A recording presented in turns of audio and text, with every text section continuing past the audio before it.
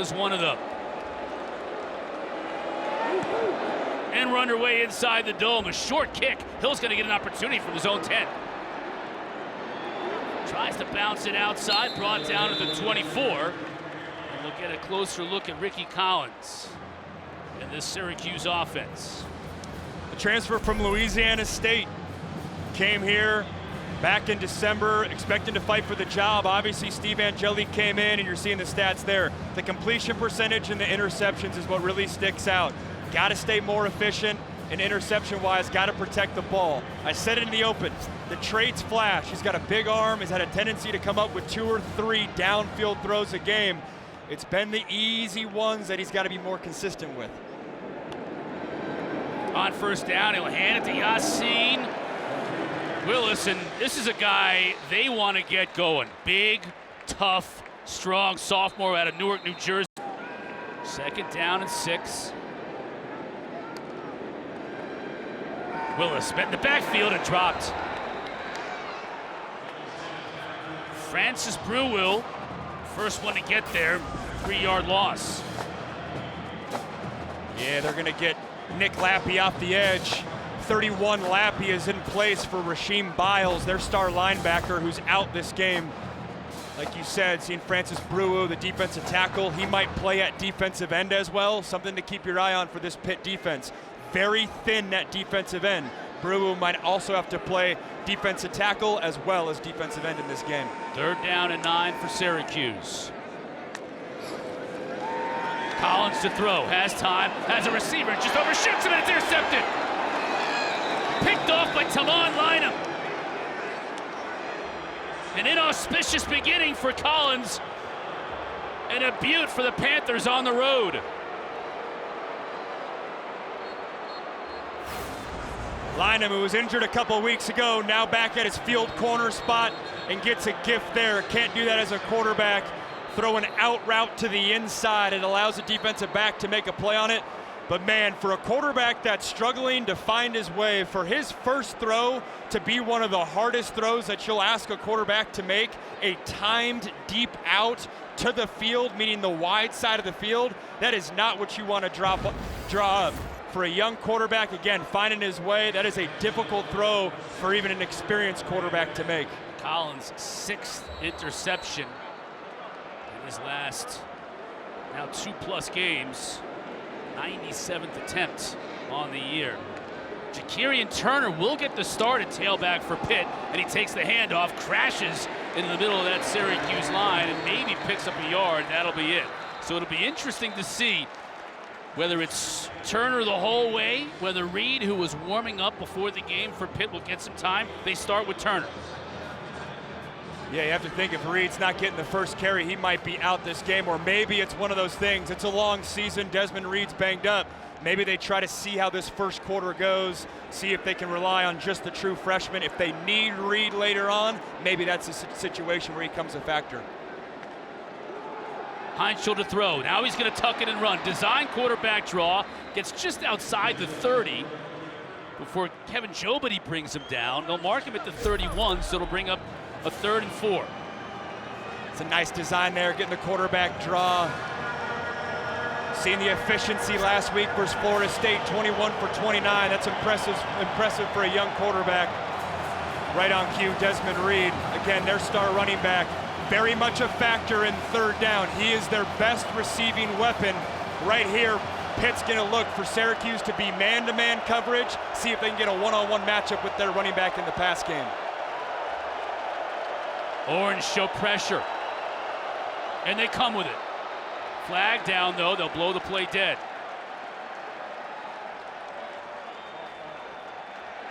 Offense to the 71. 5-yard penalty. It's still 3rd down. Our referee tonight, Tim Hedgepeth, will move the Panthers back 5 yards. You said it. Anytime Zero's in the game, he's going to be out on a route. 5-man protection. A little false start, though. Even in this dome, gets sneaky loud.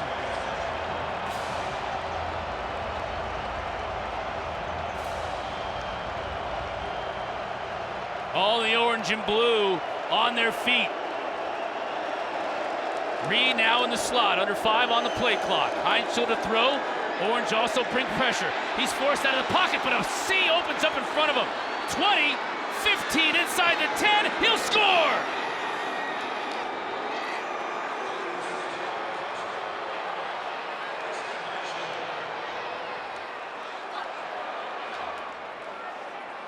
"36 yards for the freshman from the Toledo, Ohio area, and the Panthers turn a turnover into points.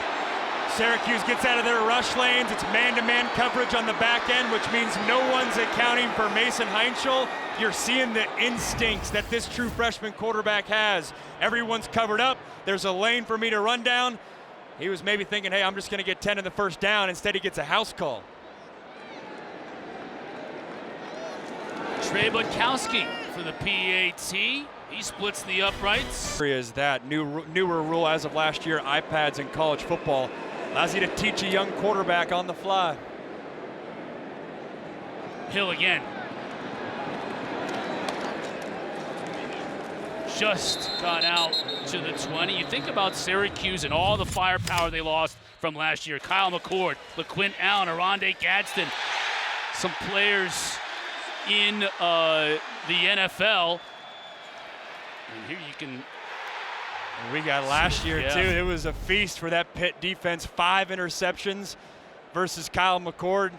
He ended up at the end of the season being the nation's leading passer. You said it, Chris. You had to replace a lot of guys on this Syracuse offense. Pitt, though, that was the team that had the Orange's number a year ago.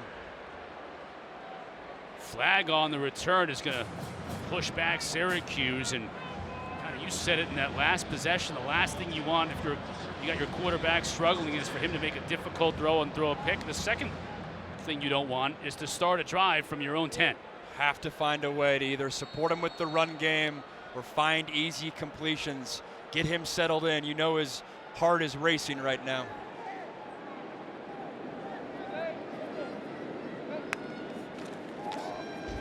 Give it to Willis. He'll crash forward for a pickup of maybe a yard. Braylon Lovelace, part of this outstanding linebacking crew for Pitt, along with Kyle Lewis. Now they're missing Rasheem Biles. They call it the money backer. He's out today with injury. So Nick Lappy, who made a tackle in that last series, is in form. Yeah, it's a Pitt defense that tops in the country, 7th nationally in rush yards per game, only giving up 83. So in terms of establishing the run, easy to say, hard to do versus this Pitt defense. Collins to throw, checks it off, it deflects off his receiver Willis's hands, and that dangerously fluttered to the ground, but luckily for the Orange, it's just an incomplete pass. Nice blitz design too, getting a linebacker from depth involved there. Right here, and one of those 3rd and longs. Had 3rd and 8, 3rd and 9 the time before, elected to go an out route on the outside lane. I'd expect here, do something right in front of your quarterback's face, maybe a drop play. Don't allow him to make a catastrophic mistake backed up in your own end zone. Will Nixon is in a tailback for the Orange. Son of offensive coordinator Jeff Nixon. Collins to throw. Gets a receiver out there, and Darrell Gill makes the catch, but he's going to be a couple of yards shy of the first down. It'll force a Syracuse punt.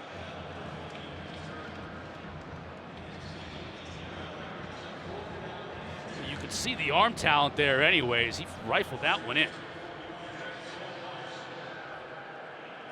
Nice timing route too to respond. Last time you had a timing route, you threw an interception. To let it rip, it's good to at least get that one completion, see that through, and maybe get some confidence back. But credit this Pitt defense. 2 3 and outs. Jack Stonehouse, one of the best punters in the country, sends one high in the air. Fair caught at the last minute by Kenny Johnson. And that's place in the second offensive drive for the Panthers. Again, it's Jakirian Turner. They call him Bootsy in the backfield with Heintschel. Bootsy gets the carry around left end. Maybe a yard. Kendra Douglas is on the field with more on Heintschel. Well, when I caught up with Mason Heintschel, he told me that his leadership, for him, it's been in his DNA since he was a kid, something his dad, Eric, always pushed him to embrace. He said, once you find your rhythm, the confidence follows, and for a young guy in that spot, he gives his credit to his teammates for just truly and believing in him. And also, I'd like to mention, went to Dinosaur Barbecue the other night. It was amazing. There you go. All right, Kendra, making sure she hits all the spots on the road. I got to get that invite next time. I got to study up on the local spots. You also got to judge it properly because it gets really packed, so you got to make sure you get there at the right time. Ball start. Offense number 53. 5-yard penalty. It's still second down. There's Mason's dad. Yeah, it was cool talking with Cade Bell, the offensive coordinator, about his young quarterback. Mason Heintschel said that the second that he got here, he's been in the film room, not even when he was starting, but even as the backup, there till 8 p.m. And keep in mind, Pitt's facility is off campus. You got to take a bus to get there. Not the easiest way to do it, but from the day he's got on campus, he's led the reins of teaching the young guys the offense. Heintschel to throw. Checks down. It's Qatar's Hicks. Goes by Blue. And he's able to pick up that penalty yardage back. It's a big third down for Syracuse. Take advantage of the penalty. You're sensing that with the crowd. They can sense it too. They're standing up on their feet. You've had no momentum on your side. Finding a way to get off the field. Look for David Reese, 8. And Jamie Tremblay, 82 pass rushers. Reed in the backfield with Heintschel. Syracuse brings just 3. Heintschel tries to find Thomas downfield, and it's defended beautifully by Devin Grant.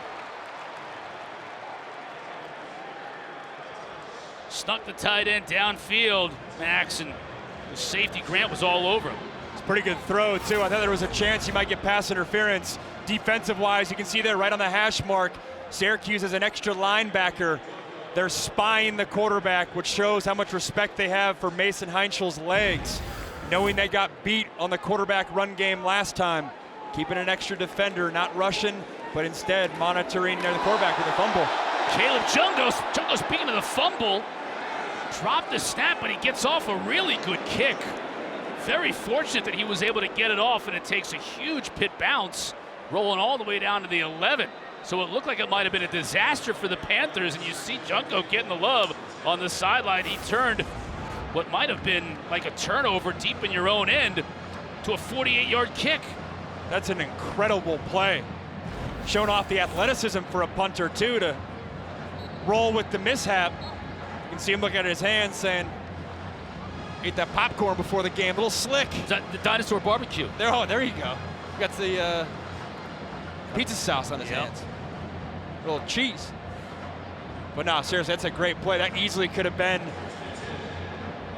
blocked or a terrible punt. Instead, he was able to still pin Syracuse.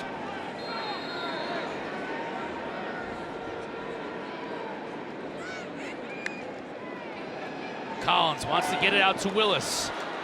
Trying to make something happen in space. He gets popped behind the line of scrimmage. That time, Joey Zielinski back from injury at that defensive end spot for Pitt, tracking him down. Well, they're trying to get the ball into Willis's hands in a number of different ways. Pretty good play call, too. Pitt blitzed both middle linebackers. Swinging it to the running backs, a great call, but Kyle Lewis and the athleticism, first-team All-American right there on full display, not able to get blocked, not letting himself get blocked by the receiver, coming up with a tackle in space. Loss of about 4 on the play. Collins now to throw. Gets it to Valari's tight end, just rumbling and bumbling and stumbling out beyond the 10. Tavir Baines-Marquez on the tackle, pickup of about 4 or 5, and if Willis is a guy they want to get the ball to, they certainly want to get it to Dan Valari as well. We talked about Aronde Gadsden last year. Now with the LA Chargers, coaching staff says Valari is better with the ball in his hands after the catch than Gadsden was last year. Yeah, it's a passing attack, like you said, that featured Gadsden.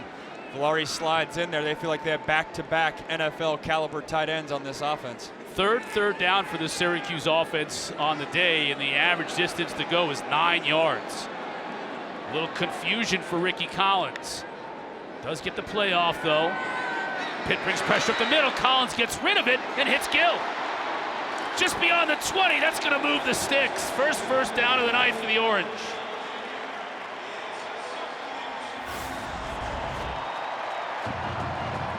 Got Richie Collins. That's where the ball should have got a couple seconds earlier. Ultimately, he got him the rock eventually. It's a good job going through his reads, ultimately getting there. Nice little 5-yard under route. Catch it, allows your receiver to do something with it after. Will Nixon on the carry. Pile moving beyond the 25. Braylon Lovelace and Jasir Whittington combine on the stop. They'll mark it at the 25. That's going to be the task for offensive coordinator Jeff Nixon. How can I find those types of completions and scheme my receivers open so my young quarterback can just get the ball out of his hands quickly? I also like concepts with quarterbacks that are still trying to find their way, that stick on one side of the field. Don't ask your quarterback to scan all 5 progressions left to right. Stick in one area keeps his read more simple. Give to Willis. Lovelace again as Willis just gets back to the line of scrimmage, maybe a couple of feet beyond. Coach Rick said it in the pregame show, but he said when his teams had success versus this Pitt defense, it was when they were winning on the outside lanes. And the reason is Pitt and Pat Narduzzi's identity, they're going to allocate safeties and linebackers immediately towards the run game. If Syracuse in this offense is going to get unlocked at all, those outside lane catches to Ross Simmons. We've seen Gill already. Haven't said Jonte Cook's name at all, but that's where you got to win. So many one-on-one matchups. Just 5 yards rushing on 5 carries for Syracuse so far. They're going to move back 5 yards. False start. Offense number 57. 5-yard penalty. Still 3rd down. Big old Demetrius Witherspoon on the right side of that line.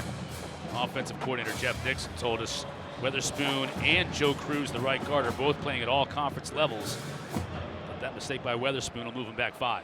Yeah, Witherspoon played some at left tackle prior, moved over to right tackle. They feel like he has a NFL future, so the move to right tackle was better suited for him. Once again, 3rd and long.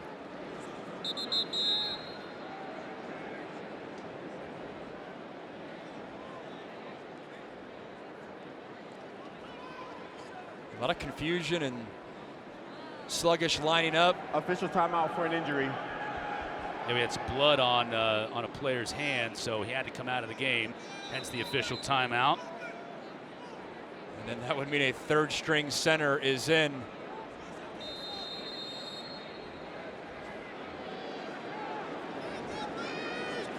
Travis Brown-Miller is the one who came in. Collins to throw. Pressure on the edge. He's going to have to tuck it. Gets what he can, but it ain't much. Maybe back to the line of scrimmage. Now we've got a Pitt Panther down in the backfield, doesn't he? Oh, yeah. But at least he was able to walk off, and he got up, and so that's a good sign. Another big kick from Stonehouse. Flag down behind the play, and this is going to take a Syracuse bounce, but it may not matter. As Stonehouse was dumped, and there's a flag at his feet. Fran wants the call to be the personal foul type, roughing the kicker. That was a 55-yard punt. If it's running into the kicker, I'm sure Fran will take the punt for 55 yards rather than the 5-yard penalty. Defense. That penalty is declined. 1st down. That's what it was, the 5-yard variety, so he'll take the 55-yard punt. The foul was on number 26. See Stonehouse, leg plants, and then, gets ran into. They love Jack Stonehouse. They said, Fran Brown said, he might be our punter, but he can play safety for us. Got an edge to him. Great athlete. Their best football player, the punter. Gotta love it. And he walks into the facility rocking a cowboy hat and no shirt. Not sure how long that's gonna play out in Syracuse, New York winners, but he can do it as long as he's punting the ball for 46 yards a punt on average, but for 4th in the country. Heintschel Looking to throw. Ball dropped by Kenny Johnson, who had a massive game in Heintschel's first career start a couple of weeks ago in Pittsburgh. They dispatched of Boston College. Yeah, to me it feels like Kenny Johnson is an X factor, maybe just the receiver room in general. Like last week, yes, you had a good day at the office for Mason Heintschel, but half your completions are going to running backs or tight ends. They didn't do a good job necessarily of unlocking the receivers. If Pitt's going to contend for an ACC title, that's the next step for this offense. Heintschel again to throw. Has time, but now the pocket's collapsing, and it collapses all around him.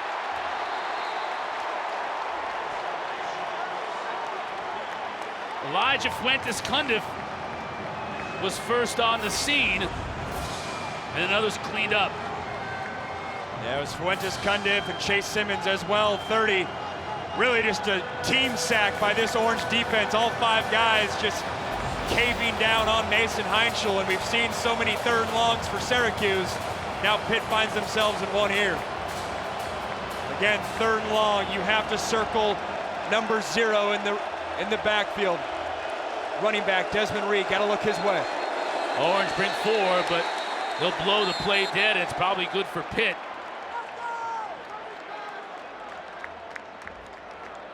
Prior to the snap, false start. Offense number 53, 5-yard penalty. It's still 3rd down. Yeah, Raheem Long had a clear path to the quarterback on the safety blitz. People don't talk about the noise necessarily in this dome, but it can be a factor, especially if you get some juice on your side. I remember starting here in the same year when I was at Pitt. Started on the road at Penn State and on the road here. Don't get me wrong, Penn State was more, but I remember screaming to my offensive line here inside the dome. Reed now in the slot, so an empty backfield. Heintschel to throw on 3rd and forever. He has time, and he's going deep downfield. It's intercepted. Inside the 30. Inside the 15 goes Damian Kerr. The Orange are in business.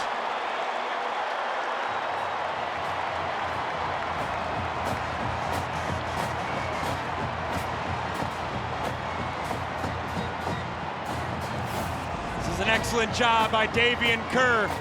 He's going to work back towards the middle and just read the eyes of a young quarterback. Goes too late, comes across the middle. It was the 3rd safety look. Circled the wrong one because there's so many safeties back there. That was a look that Florida State gave Pitt a lot last week. 3 safeties deep. It's a look you don't see at all in high school football.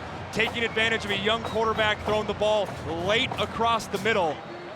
It's a great job by this Syracuse defense. Heintschel threw 2 picks last week in Tallahassee. That's his first tonight.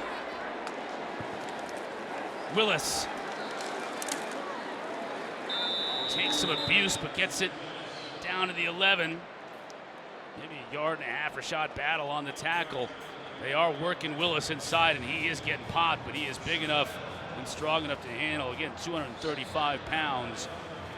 They want him to wear on that Pitt defense tonight.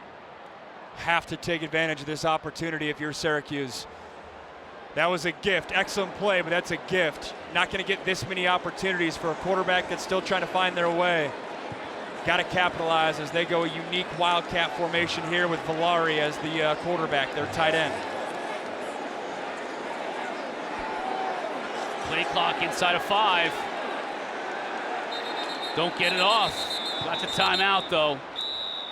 Fran Brown ran down and made sure he got the timeout here, so that's something to keep an eye on, too, in terms of the unbeaten teams. 2nd down. Collins to throw. To the end zone. Touchdown! Gill with the diving catch.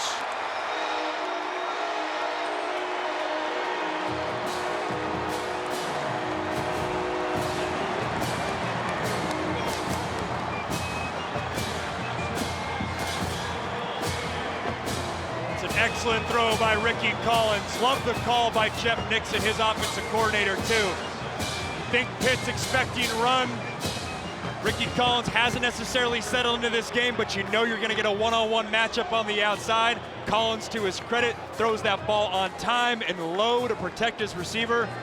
and Gill comes up with a big catch and a big score for the Orange. Woody for the PAT, and it's good. Both touchdowns scored in this game off turnovers and short fields. Third down throw that was unnecessary. It sparked this Orange team. Dewspan will take a knee. Syracuse, we talked. Tough past couple of weeks, but that throw right there from Richie Collins is a bright spot for sure. Since Heintschel's 36-yard touchdown run, Pitt has -9 yards in 6 plays, and another negative play here. Gary Bryant, the third on the tackle, and a loss of 4. Syracuse taking a page out of Pitt's playbook, defensive playbook that is, walking linebackers up on the edge.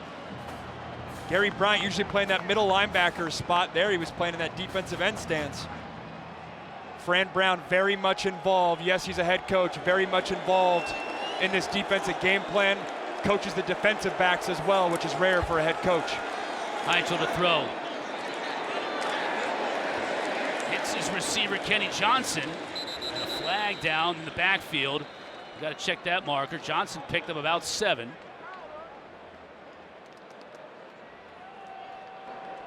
Personal foul, illegal hands to the face, defense number 5. The 15-yard penalty is added to the end of the play. Automatic first down. The player whose helmet came off may remain in the game. True freshman linebacker Antoine Delorier. Yeah, Delorier blitzing from that middle linebacker spot, engages right guard B.J. Williams, and then his hands just reach up towards the under part of the face mask. Can't do it, but man, they're excited about that. Young linebacker, true freshman from Canada, big shoes to fill. Marlowe Wax moved on to the NFL. For a true freshman to be playing at the level he is awfully impressive. Pitching it to Reed, his first carry of the night. You can see the speed on the edge. He's forced out of bounds near midfield by Bryant.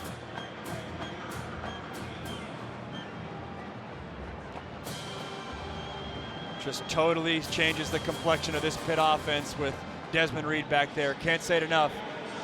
It's all facets. Inside run game, the pitches like we're seeing there, and the pass game obviously as well. And now inside, as he works his way close to the marker, they're going to move the sticks. Kerr on the tackle. This is a guy who's 5'8", 175, listed as 5'8", 175 pounds. And a byproduct of the great part of the transfer portal. So often we hear about the bad side, but starts at Western Carolina with his offensive coordinator, Cade Bell. Cade Bell gets the promotion, now OC at Pitt, brings the star running back with him. Heintschel avoids the pressure initially, now forced out of the box. Throws it downfield, and Blue Hicks lost his footing, and Demetrius Samuel, true freshman, almost made a play on it. Another true freshman for this Q's defense that they love. That easily could have been an interception. Goes right through both his hands. Seeing the arm strength from Heintschel. Probably the reason why it went through both hands. To throw that ball on the run, that was a rocket. Trying to have his guy make a play, but instead, you're seeing Samuel try to make a play.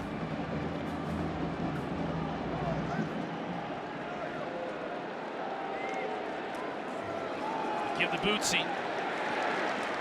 Stuffed, maybe a yard. That's probably going to be the final play of this first quarter.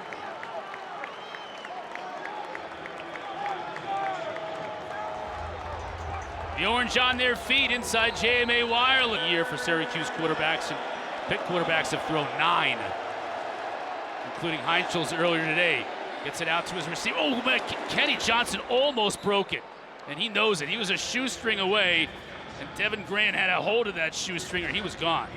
It's an excellent play call by offensive coordinator Cade Bell. Syracuse is bringing the house. Get the ball out right away. See if your receivers can make a miss, and like you said, a shoestring away from that being a touchdown. First opportunity to see Juelz Goff in the backfield for the Panthers. Heintschel to throw. Has time. Now tries a back shoulder. And Goff out of the backfield just couldn't bring it in. Barry Buxton, who Coach Brown said, I'm expecting a lot from him tonight in coverage. Yeah, double coverage right there too. That's about the only spot you could have put it without it being intercepted. Giving Goff a chance to make a play, seeing he's The fact that Goff is the third running back heading into this game speaks to the depth that Pitt has at that position. You see Heintschel's numbers. He had success very early in their first drive running the ball when he scored on that 36-yard touchdown. Haven't been able to do much through the air. Dumps it underneath. Hicks. Inside the 25. Spun out by Samuel, but they'll move the sticks again. Can see the speed that Hicks brings to the park, transfer from Louisville. Louisville is very much a slot receiver with Pitt. They'll put him on the outside, but they feel like he has the highest ceiling of all these receivers. You can see why with his burst on that play.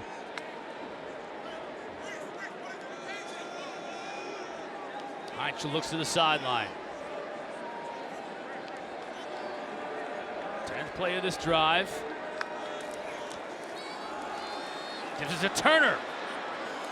Umpire gets in the way. Turner's still on his feet. Finally gang tackled at the 5. Deuce Chestnut and a whole slew of Orange needed to take him down. Yeah, they look back, check the play call, audible to a run. Boosie Turner truck sticks the ref along his way, along with what looks like the entire Orange defense.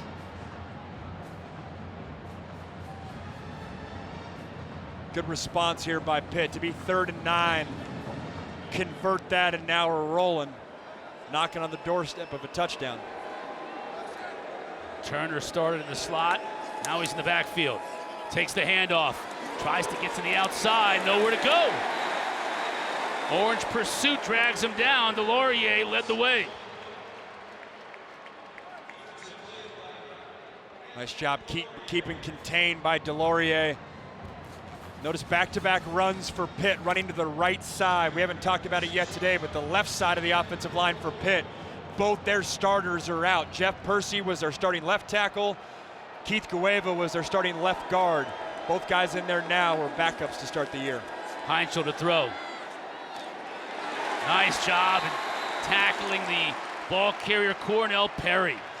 Out there on the running back. If he doesn't make that tackle, Turner scores. And that's a key in this game. So much athleticism from the skill players for Pitt. Got to tackle an open field. Another 3rd down here. Was interesting talking with Cade Bell. He said his young quarterback Mason Heintschel actually does better versus zone coverage, which is unique for a young guy, rather than man coverage. Man coverage is usually a cleaner picture to read, but then you got to get the ball out of your hands quicker. Does Syracuse go zone or man here? Heintschel has time. Wants to run it in himself. Brought down. Grant on the sack.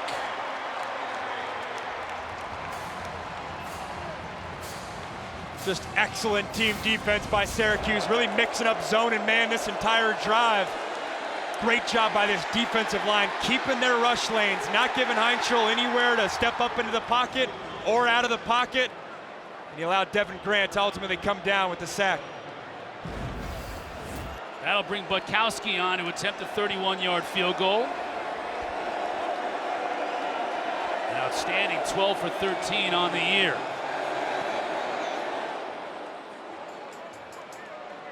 Snap, hold, and kick are all good. 10-7 our score. Carpenter lets it fly. Fair catch by Talik Hill. Game summary's pretty simple here tonight. 2 turnovers, 1 by each team, giving the opposing offenses short fields backs, and they've taken advantage. Yeah, and it does feel like Pitt's had command of this game. Syracuse had the turnover we're seeing right here of a late throw across the middle by Heintschel. Then you return it all the way into the red zone, and all you need is just one throw from your quarterback, Richie Collins. Nice throw right there. That's got to be the DNA for Syracuse. Lean on your defense, and then can this offense come up with enough big plays? They're not going to be able to drive the length of the field consistently with 10, 12-play drives, but can they convert with downfield shots? 36 total yards. Collins wants to change that. Looking for Gill downfield, and he almost makes a spectacular catch. Javon McIntyre had good coverage, but that was a pretty nice throw. It was, and this shows up the one area of Ricky Collins' game, the deep ball down the field. Throws a nice spiral, nice touch, and has a big arm just off the fingertips of Gill there. Wouldn't be surprised if they go back to more deep post shots down the field for the same logic that I just said.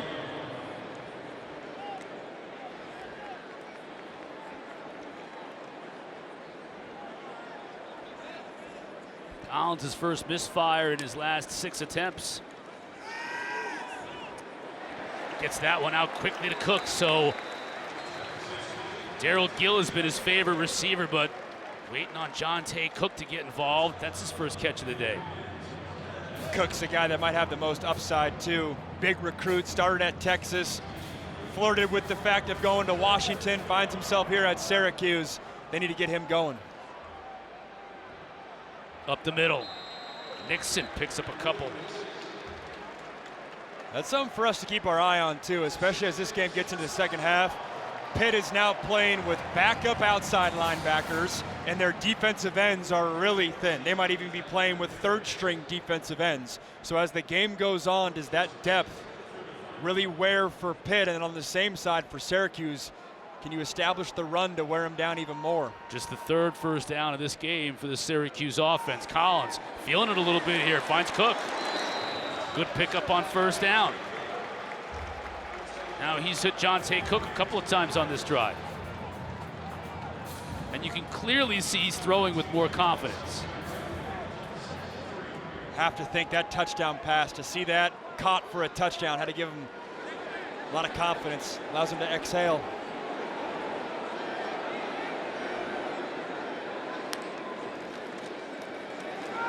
Nixon spins off of 1 and 2 tackles before Braylon Lovelace finally brings him down.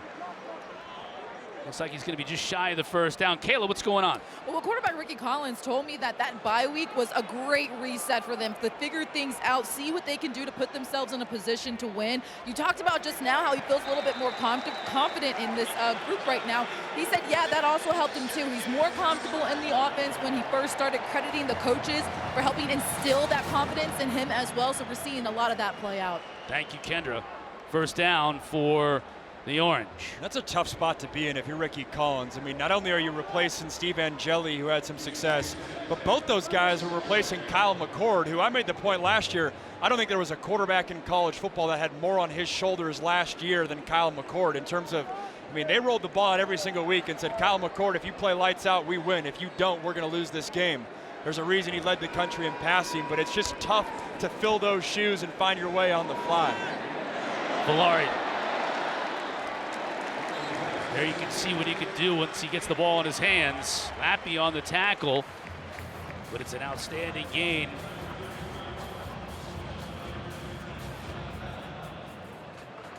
Great drive, as we're seeing Jeff Nixon, their offensive coordinator.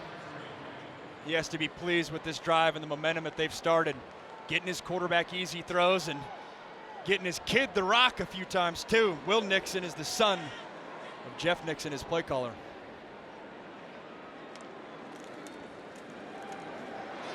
Yassin, flag down, a couple of flags.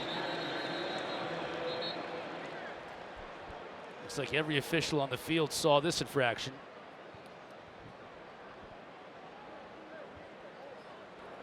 Holding. Offense number 89. 10-yard penalty. Repeat second down. 4th penalty on the night against Syracuse. This time they got Villari.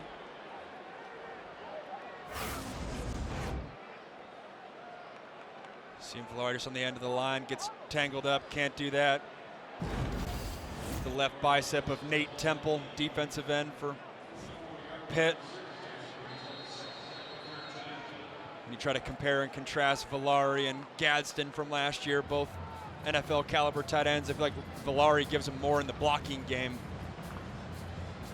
Gadsden was obviously a huge receiving threat for Syracuse last year, receiving threat for the Chargers this year. Remember, Villari was recruited as a quarterback at Michigan first before becoming an outstanding tight end. Cook again near midfield. Fran Brown the first to greet him when he comes up. Word or two before he heads back into the huddle. That's 3 quick out routes to Jonte Cook. What's the wrinkle for Jeff Nixon, offensive coordinator, off of that? Do you pump one of those and try to hit a hole shot to an outside lane receiver? Do you fake like you're breaking out with Cook and then break in towards the middle of the field? That's how offensive coordinators are thinking, setting up certain play calls down the road.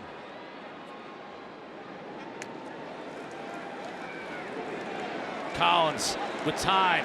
Now he wants to tuck it and run it.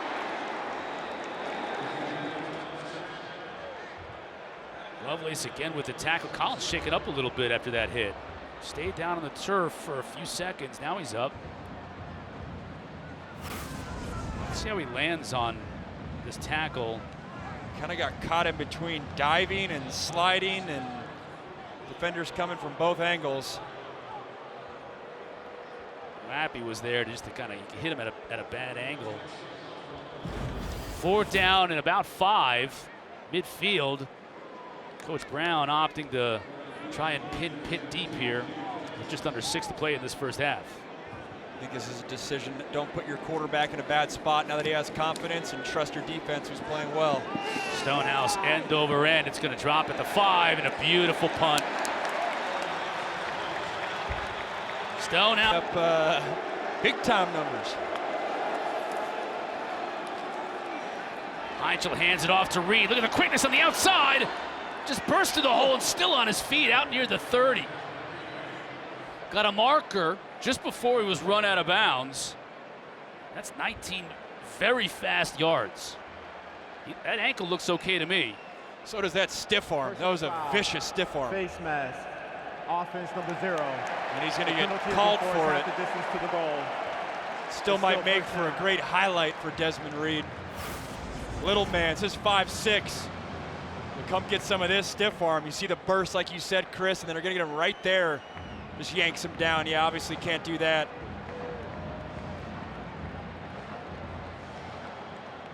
I think running back great Jim Brown and all the legends the Orange had, though, they probably would have got away with that in their day. I guess they probably would have had no face mask. No face mask.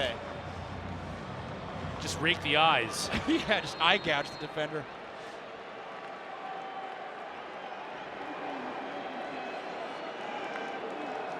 Heintschel to throw pressure right up the middle, and he avoids it somehow. Not entirely, though. They got him the second time around.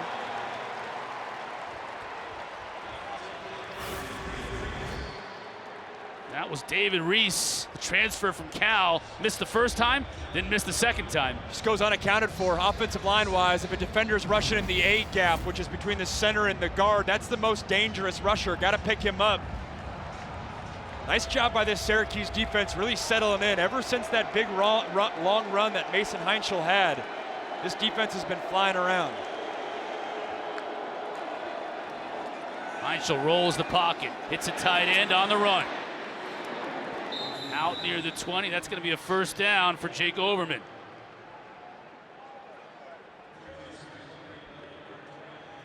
You can see what Pitt's done. They just had the one long drive. Other than that, and the touchdown off the interception. Reed dancing, can't get back to the line of scrimmage.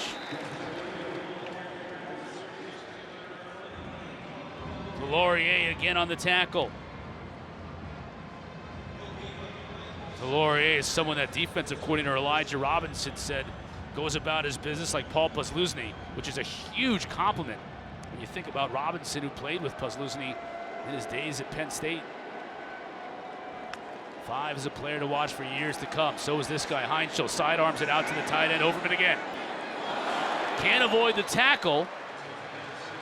As Chris Peel does a nice job from his cornerback spot, coming up and making the tackle one-on-one on the big tight end. A nice job picking up that blitz by Desmond Reed, too, off the edge. Talked a lot about Syracuse having to replace Gadsden. Pitt's had to replace Gavin Bartholomew, who was their tight end for what felt like a decade at Pitt. Overman, healthy now, who's banged up early on in the year, settling into that role in a big 3rd and 5, 3rd and 6 here as well. It'll be 3rd and longer. False start. Offense number 53. 5-yard penalty. Still 3rd down. Coming into this opportunity, Pitt's converted on just 2 of 6 on 3rd down. Now it'll be 3rd and 11. This totally changes your playbook. At 3rd and 6, you can call 5-yard outs and hit 5-yard hitches and slant routes and maybe pick up the 1st down. When it's 3rd and 11, you gotta have some sort of vertical down the field concept. When Pitt's at their best, I like the dig route maybe by Kenny Johnson on the outside lane. Top of your screen, number 2. That's his role for this Pitt offense if Mason Heintschel's given time. Heintschel isn't given a lot of time. Flags fly.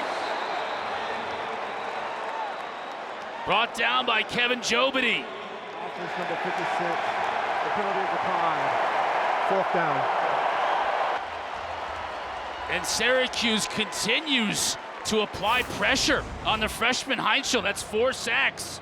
And they went with the dig route to Kenny on the top of your screen. Heintschel's trying to step up and find his receiver. Too much pressure, man, that's really come on for the Orange this 2nd quarter. Not only D-line wise, but linebackers, safeties getting involved. Again, that left side of the Pitt offensive line, those are backups to start the year, having to play like starters today. Junko, not a great kick, but it's going to take a Pitt bounce.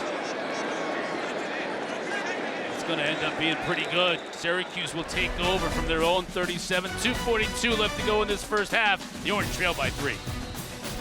Richie Collins thrown with much more authority recently, and he's going to go up top, trying to back shoulder it to Jonte, but not even close. We got a flag down. Might be roughing the passer. It's right at the feet of where Collins threw that ball. It might have gone low. We'll check the replay. Personal foul, roughing the passer. Defense number 96, 15-yard penalty. Automatic 1st down. Your mindset, if you're Fran Brown, Jeff Nixon, the offensive coordinator, as we're seeing the hit right here. Ooh, that could have been ugly. As a former quarterback, whenever I see your left knee get rolled into it, my spine shivers still to this day.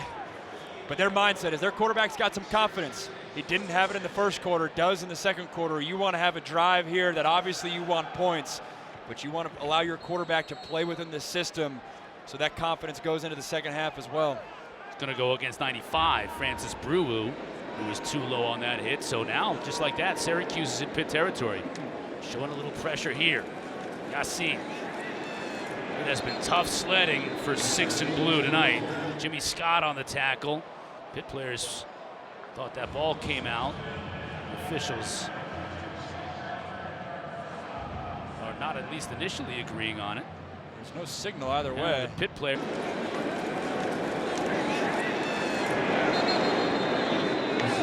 That was the last play. I wanted you to hear the whistle as Yassin Willis's forward progress had stopped before the ball came out, so the play is dead. So there was no replay required or initiated on that play. Forward progress had stopped. The whistle's blew before the ball came out.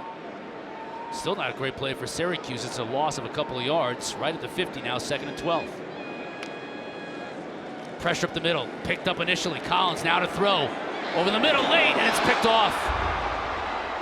Brookins with the return near the 40, and Cruz Brookins was just camping under that one. He could have called for a fair catch.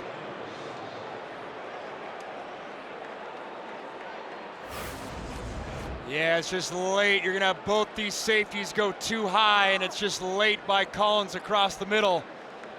You can see the bottom field safety creep back in there. It's not necessarily the bad read, it's just late. And the Pitt secondary making him pay. Honestly, a very similar feel to the interception that Syracuse got off Mason Heintschel late down the middle on a slot receiver coming inside for a seam. That's going to be the discussion right there, is don't necessarily mind that decision, just needs to be a full count earlier. Second pick of the night. Bootsy trying the left side. Got the edge. He may go all the way. Flag down behind the play as Kierian Turner scores. 61 yards, but this one may be coming back. Holding. Offense number 2. 10-yard penalty. Repeat first down. It's going to go against the wideout, Kenny Johnson. Narduzzi's hot. And let's see if he has a reason to be. I think that's fair. It's bang bang, but that's a defenseless defender right there with his eyes against the ball. The play there, if you're the receiver, is just stand and act like you're setting a pick in basketball. Any sort of forward, upward motion, you're going to get called for that every time. 7th penalty of just this first half alone, going against Pitt. Turner now split wide to the top of your screen, so an empty backfield for Heintschel.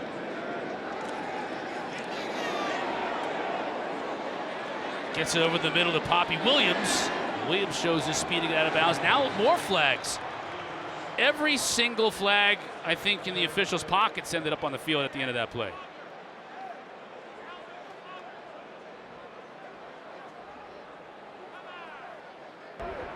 Personal foul, illegal block below the waist, offense number 25, 15-yard penalty, repeat first down. Yeah, Turner goes low here. And I wonder if this is overcompensating for the last play as well. Ooh, baby. Can't do that. Again, the coaching point there is just get in his way, set a pick like you're playing basketball. With Williams' speed, he's going to get the corner. It doesn't need to be a lights-out hit. But that's interesting, though. I wonder if that is overcompensating for what he literally just witnessed the play prior. Pitt averages 7 penalties per game on the season. They have 8 already here in the first half. And on this drive after the turnover, they're moving backwards. Turner. Met. Dropped. Raheem Long.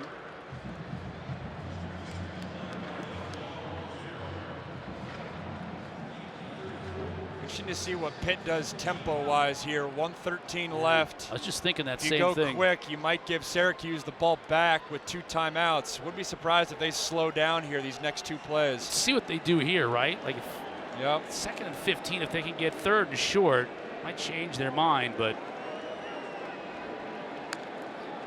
Heintschel to throw. Again, pressure. That's going to be a hold. Everybody saw it.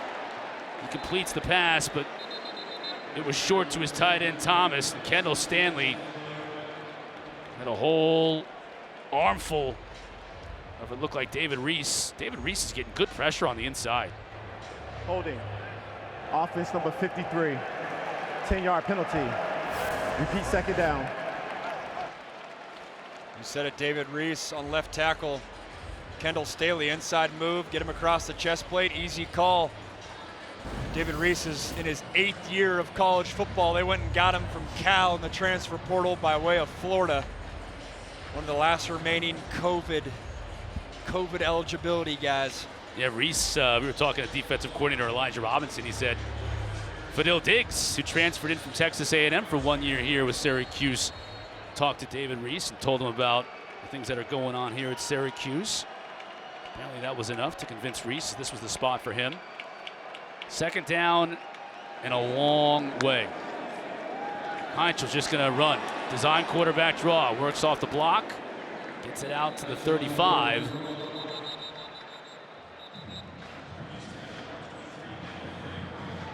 Now Syracuse wants the timeout to stop the clock with 40 seconds remaining here in this first half. Coming up next, the ACC Huddle Final Score crew. We'll have highlights, analysis, interviews, and a complete wrap-up the whole day. It's right here on the ACC Network.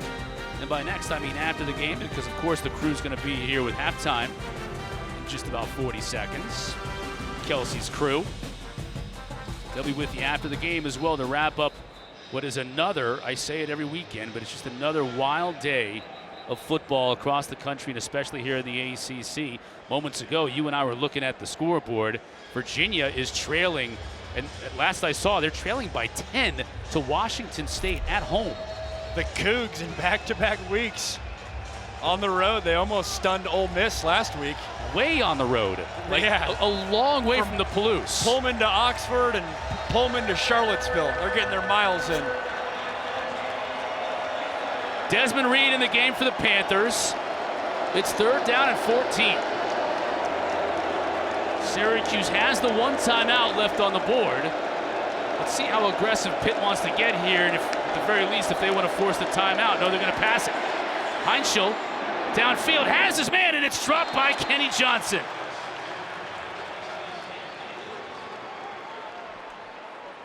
It had been a tough catch for Johnson as he was losing his footing, but it looked like Heintschel was banged up a little bit too. Let's see if he got hurt or threw something awkward. That is not good. Right shoulder of a quarterback. Non-contact too. There's his offensive coordinator, Cade Bell, immediately checking on his quarterback. That's mental as much as anything for a quarterback. Never know when it's going to slip again. Junko gets off a good kick. Fair catch by Kerr, close to his own 20. Let's again see Mason Heintschel on that throw, grabbing that right shoulder. Steps up in the pocket. Off-platform throw a little bit, so maybe his shoulder was put in a more vulnerable position. That's tough, though. On what is almost certainly his last passing attempt here in the first half. Gives me a little bit of deja vu. The last snap of football I ever played was in this place, and I had a shoulder injury right on that same spot that he was grabbing his shoulder. No, we didn't want to do that to you tonight. I want to bring back those memories. Pat Narduzzi called it my favorite place. Collins, Pitt, pressure right off the bat. It's almost intercepted. Valari turned inside. Collins thought he was going outside, and Javon McIntyre almost had a huge pick here in the final 30 seconds of this first half. I was thinking that when Fran Brown called the timeout, like, do you really want Richie Collins operating a 2-minute drive? Because things like this, he's expecting the tight end to break out, tight end sits down. That could have been catastrophic. I thought Fran Brown called the timeout just to force him to punt and see if you can get a return and make something happen. But right here, I would keep the confidence that Ricky has established in this second quarter and go to the locker room. Throwing it. Gets it to Nixon. And it's an easy pitch and catch. Nixon can't get much out of it, though. Well, now it's 3rd down. So if you're Pitt, now you're probably thinking, let's force Syracuse to punt. And Fran was not happy about something over there on the sideline with his coaching staff. Pitt's got all 3 timeouts on the board. Not a lot of time to work with, but they could force something here from Syracuse. I don't think Syracuse necessarily wants to put Stonehouse back there to punt the ball.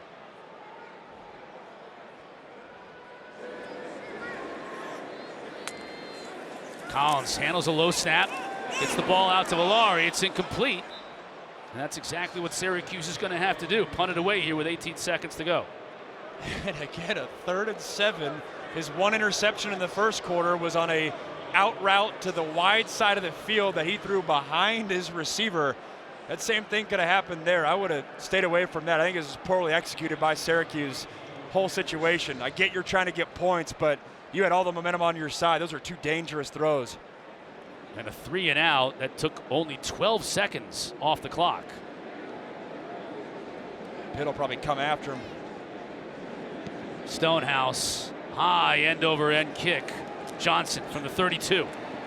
Makes one man miss, up the middle. He's gonna have to make Stonehouse miss. Can he run by him? He does! Touchdown Pitt!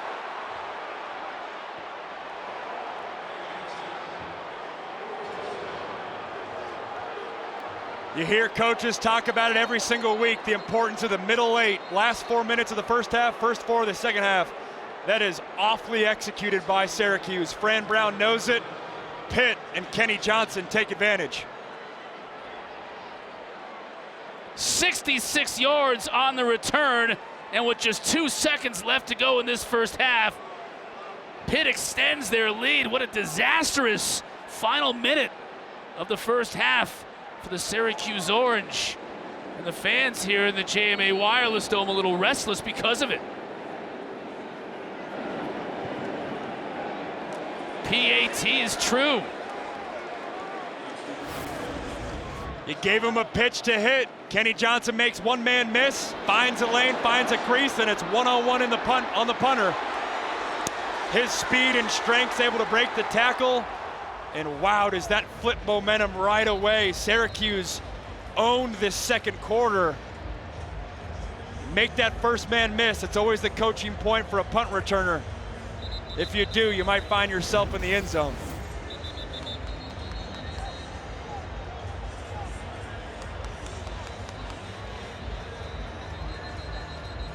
If Syracuse was gonna win this game, as you can see on Fran Brown's lips right there, he says, "I can't believe it." And I think we're seeing right there, he's saying, "Run the dang ball, run the dang ball." But if they were gonna win this ball game, you can't have turnovers. They had one on the first drive. You gotta win the special teams battle as well. Defense is playing well for Syracuse, doing a lot of good things, but the other sides of the ball haven't answered the bell, at least end of that second quarter.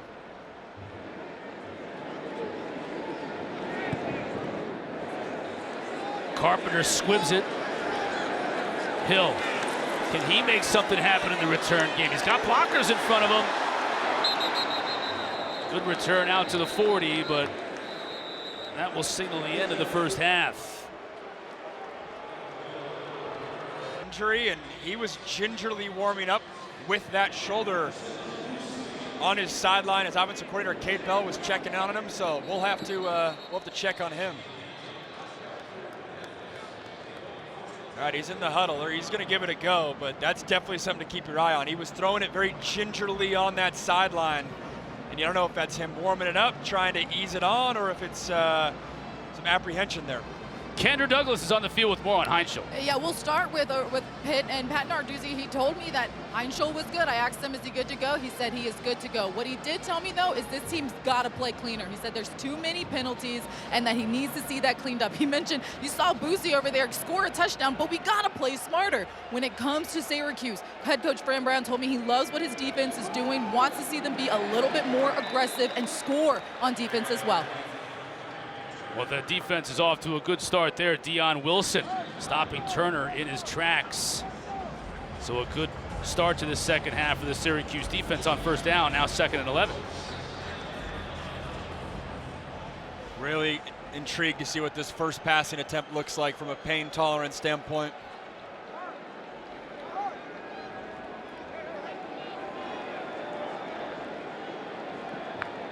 Syracuse showing pressure off the edge. It's picked up. Heintschel to throw. Got good zip on that one. Finding Kenny Johnson over the middle. Looked okay there.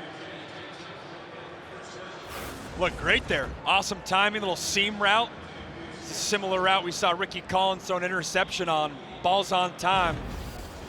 Nice first down pickup.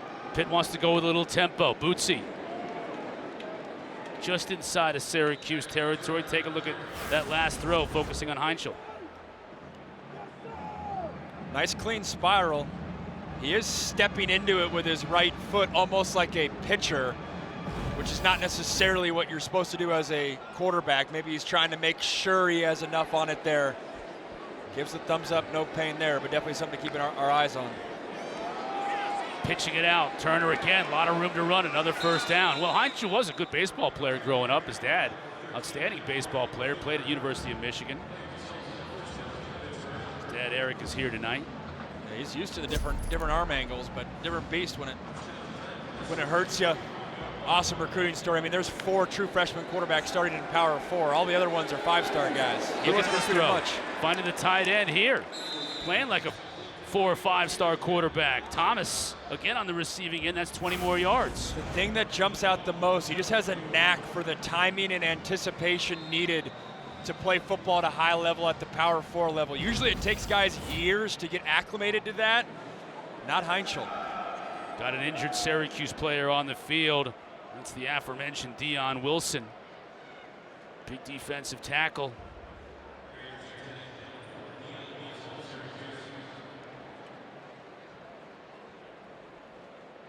Mason Heintschel with back-to-back 20-plus yard completions. What about these different arm angles? Yeah, check him out. Off-platform throws. He's running. That's right there. More sidearm action. Getting flushed out of the pocket, making someone miss. I mean, it's easy to insert the Patrick Mahomes talking point, but this is just baseball, being athleticism. That's wild right there. Right on the money to read, too. That was a huge touchdown as well. What you got for us, Kendra? Well, Mason, he's been playing T-ball, and he just told me that it really has helped him. He said when you're trying to turn a double play, it's all about quick feet, quick hands. He was, a shortstop. He also pitched when he was younger. So he said that has truly carried over to football. And guys, he is still watching baseball to this day. His favorite team, the Milwaukee Brewers. He says he's still watching them. Yeah, I was not watching him anymore. Yes, tough timing. He was. Let's take a look at him pitching. All right, here we go. So let's see this right foot. This is what I want to see. Does the right leg go forward like he's a little bit there? Yeah. Two totally different throwing motions. Really is. Quarterback wise, much more core, lower body. Pitchers, yes, lower body as well, but a lot more torque on your elbow and shoulder.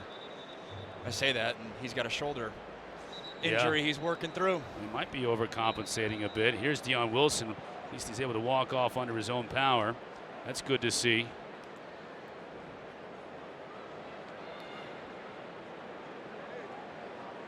Fran Brown will never stop talking or pacing the entire game.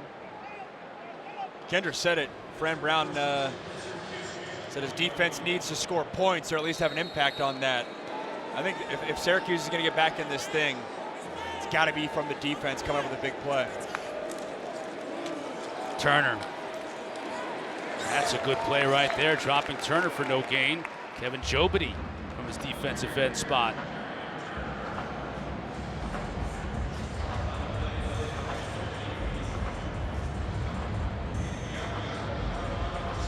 They'll give Turner about a yard. Second down and long.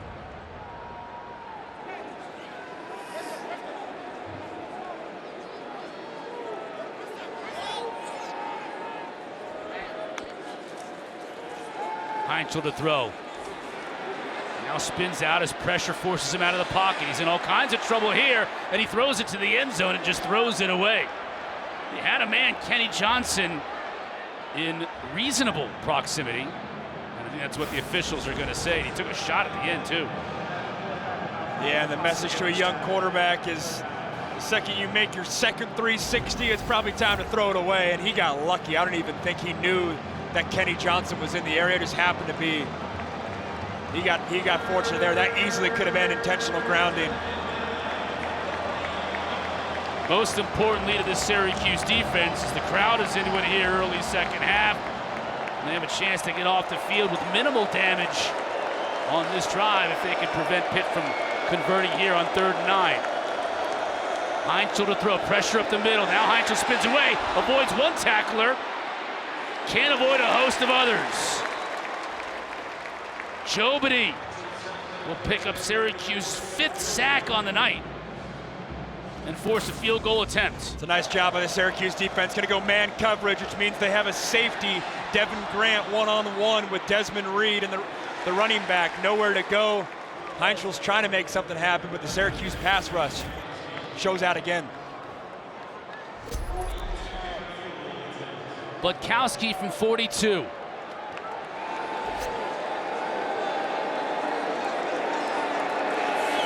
Snap and hold are good, so is the kick. Figure out how on earth did they get something going offensively. Maybe they'll get something on special teams. Hill looking for a seam. It gets popped, and it popped again at about the 23. Now time for Food Lions, food for thought. Fran told us, coaching staff told us, Max, this week, they got to get the running game going, and we talked about it earlier, and they haven't been able to do it. Easier said than done. That plays right into Pitt's strength. Head into this game, they were 7th best in the country at rush yards given up per game and right around 80. So far in this game, Syracuse only has 14 yards rushing. 12 carries for 14 yards, and it looks like Syracuse is going to make the move at quarterback, going with the true freshman Luke Carney from Mesquite, Texas. The sarcastic cheer from the fans. The Bronx cheer is what they call it, even here in upstate New York, and still unable to run the football.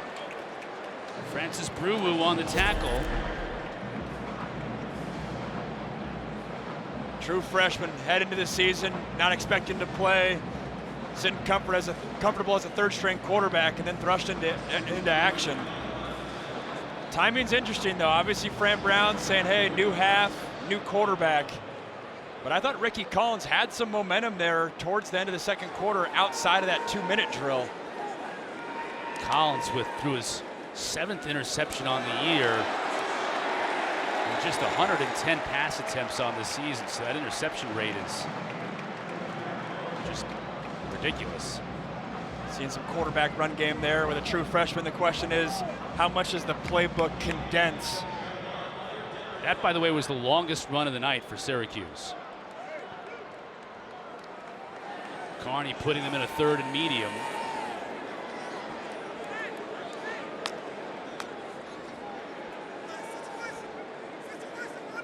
He and Will Nixon will look to the sideline. Now Nixon will go over to Carney's right. Under 5 seconds on the play clock. Got to snap it quickly, and they do. Here comes pressure. Nixon up the middle, picks up a couple, but it won't be enough to move the sticks. Cameron Lindsay getting playing time at linebacker for Pitt with all their injuries at that position. And it's going to be the 3rd 3 and out of the night for the Orange, and the Bluebirds come out. There's not much you can do here. You're not going to go for it on 4th and 2 with this much time left in the game from your own 30. You can just sense that Fran Brown's just searching for answers. You know, if they had confidence that Luke Carney could play at a high level, they would have put him in a game and a half ago. You go with a fake punt here at all, though. They'll lean on Stonehouse to put a charge into it. Johnson calls for a fair catch at his 28. And that's where Pitt will take over when we come back. Up 13 in the second half. Offense.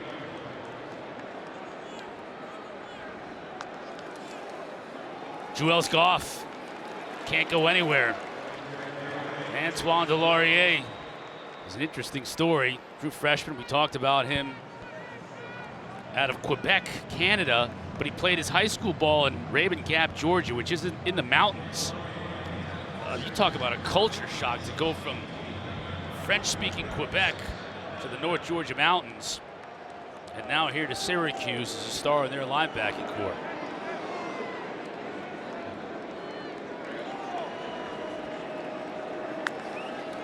Heintschel to throw. Tied into the flat open early. Now Heintschel has room in front of him. Can he get a block? Cannot. Delorier tracked him down and dropped him. Right on cue. Excellent speed from the middle linebacker position. This feels like a critical 3rd down, too. Pitt's had all the momentum ever since that punt return. You just went to your 3rd string quarterback if you're Syracuse. Your defense, you're going to rely on the rest of the way. Got to keep it close. Got to get off the field here. Pitt just 2 for 8 on 3rd down. Q showing pressure up the middle, and they bring it. And they got him. Jobity with another sack.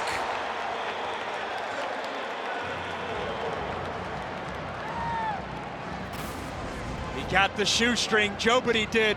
Again, great team rushing by Syracuse. He's able to get that right leg down. Good thing he did, because if Heintschel gets through that, he might still be running. The pressure packages for the Orange have showed up today and are keeping him in this ball game. 6 sacks on the night for the Orange. Junko now to kick it away. That's a bomb.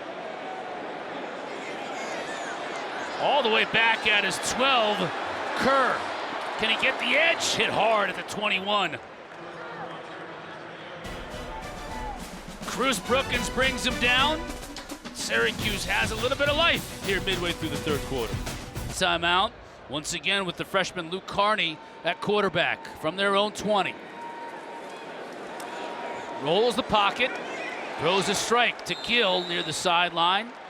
About a 4 or 5 yard gain. Positive thing though was that he was right on target. Yeah, nice strike. You can see the ball pop out of his hands, accurate throw.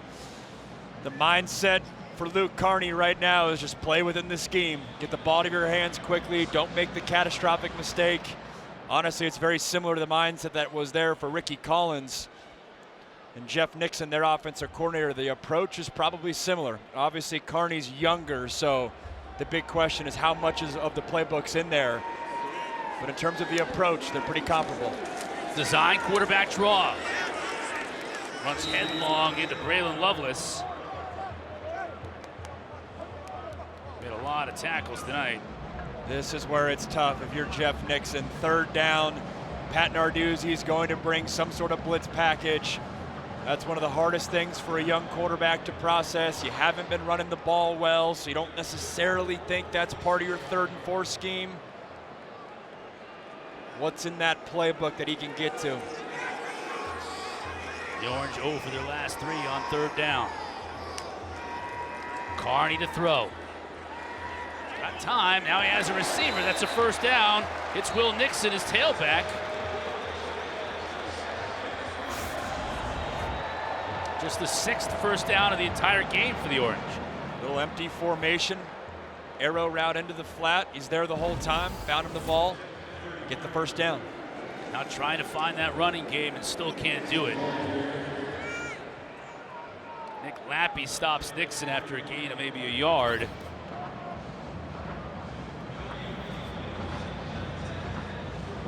You would think at some point in time as Nixon walks off gingerly, they would just fall into a long run of sorts. Yeah. But they can't even catch that break tonight. It has been 1 yard, 2 yards, no yards. I think he's got to look Dan Villari's way. Tight end, safety valve. On the move, he shows his quickness. Lappy was tracking him, picked up a couple of yards. That really is something we haven't seen with either of these quarterbacks, is them moving the pocket, rolling out. That does 2 things. It helps your offensive line out, and then for your quarterback, it splits the field in half, right? If you're rolling to your right, you're only looking to your right. Sometimes those can be easier throws and reads to make.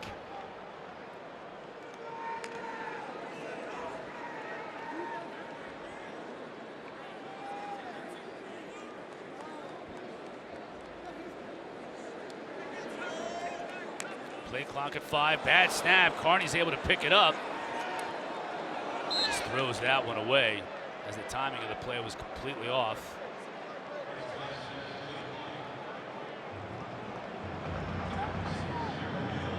And that'll bring up a 4th down. Just so limited in the passing game at this stage, and the running game for that matter. Defense is playing well. Defense is doing enough to keep them in it. Offense, though, what a stark contrast it is to where it was a month ago and especially a year ago for Fran Brown. Stonehouse. Fair catch called for and made by Kenny Johnson.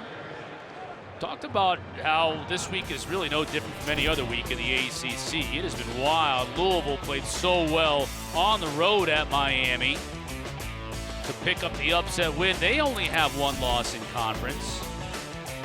That game was a lot closer than 27-18. That was neck and neck for 3 quarters. Tech couldn't do anything on offense in the first half before Haynes King and company finally got it going. And SMU, Kevin Jennings had a really good game on the road in Death Valley to beat Clemson. Yeah, SMU's still hanging in there. Kate Klubnik, the injury and everything, he didn't play today, but that Clemson defense is also, to hang 35 on that defense on their own in their own backyard.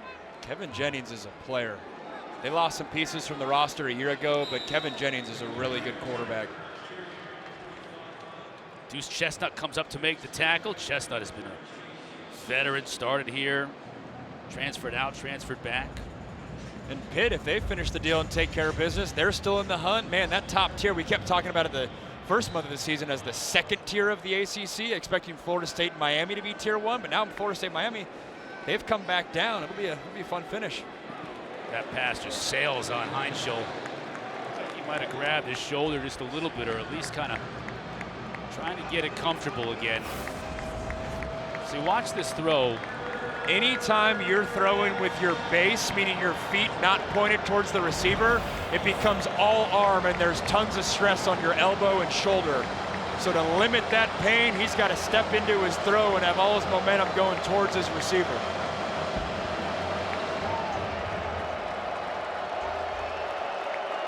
Syracuse defense has been outstanding on third down.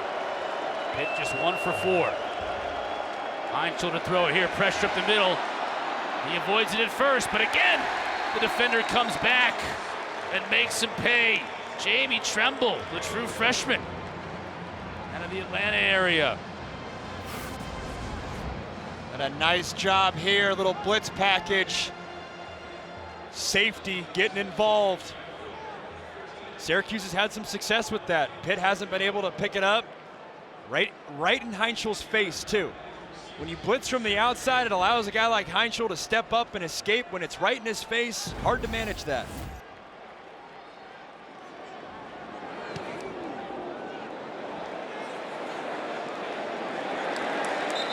Kick goes out of bounds near midfield. 6 sacks on the night for this Syracuse team. Most since 2021. Who would have expected this? They challenged this defensive line too.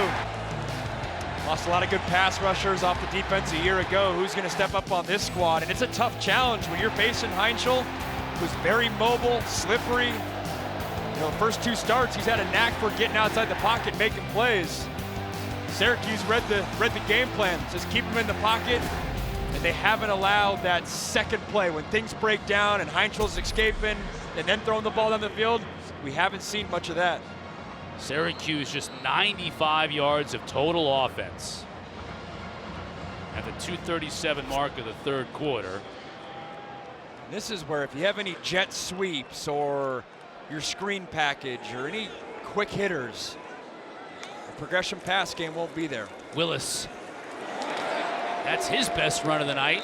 Lowers his shoulder pads and lets Javon McIntyre have it. And that's about 4 yards. And that's got to be the blueprint, right? Lean on him. We've mentioned how thin Pitt is at positions like defensive end. They're having to move some tackles to D end. They're without 2 of their 3 starting linebackers now with Lewis going out. So you'd think you'd be able to use Yasin to wear on him a little bit, but they get a TFL just as I say that. And it's one of those linebackers filling in for the injured Kyle Lewis, Cameron Lindsey. They develop them as good as any program in the country. Next man up at the linebacker spot. It's almost like no matter the name, no matter the jersey number, if you're lining up at linebacker in a Pat Narduzzi defense, you're going to be productive. And now Richie Collins back in, as Fran Brown is just trying to figure something out here. And it's clear if you're putting him in on 3rd and 9, shows you that of the 2, they have more confidence in Richie Collins operating the progression passing game. Pressure. Collins trips and falls. He wasn't going to go very far anyway. There were all kinds of white jerseys around him. He had no chance. Nick James, Nick Lappy, and a bunch of others. And both backups right there. Next man up. Nick James, a defensive tackle spot, just overpowers that Syracuse guard. And to me, if you're Fran Brown making that decision on the 3rd down, well, then Richie Collins needs to be your guy moving forward. Not fair to Luke Carney, not fair to Richie Collins. I empathize with he's searching for answers clearly, as that ball almost hits the Jumbotron. But that to me says Ricky needs to be your guy moving forward. Tuesday night, we're going to have a special conversation with North Carolina men's basketball coach Hubert Davis. He opens up about what it means to him to carry on the legacy at Chapel Hill. Coverage begins at 8 o'clock Eastern right here on the ACC Network and on the all-new ESPN app. And if Carolina fans certainly are aware of the way their football team lost the other night, their happy basketball season is here. It has not been a very good football season the for page the Eagles. of new sport. Give me a new sport in here. Right.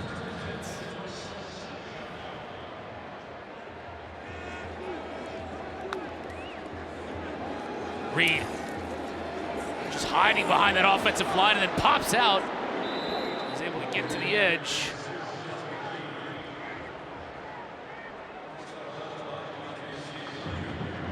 just lose him because of his size in there. Like a pinball machine, just spits out the other side.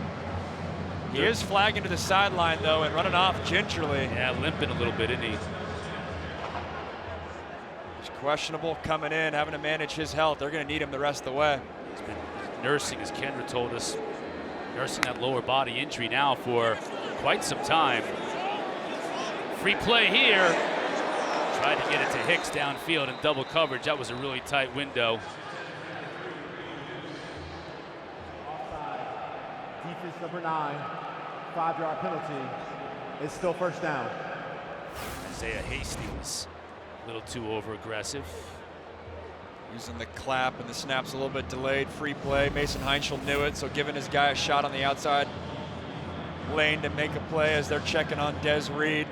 And if I'm Pat Narduzzi, if I can get points this drive, keep Des Reed on the sideline. You got a deep enough running back room with Joels Goff and Bootsy Turner.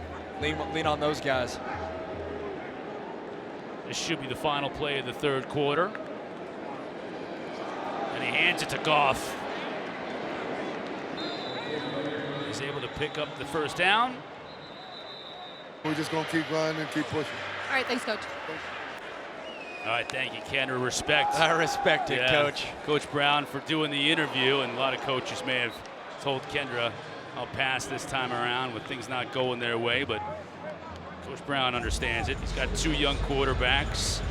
Injuries have forced him to put them into action this year. Now he's just got to figure out a way to navigate it. It's why it's the most important position in sports. I mean, you come off a win with Steve Angeli, feeling great about yourself versus Clemson, and then the total complexion of your entire team changes with one injury. Defense has played fiercely tonight, though.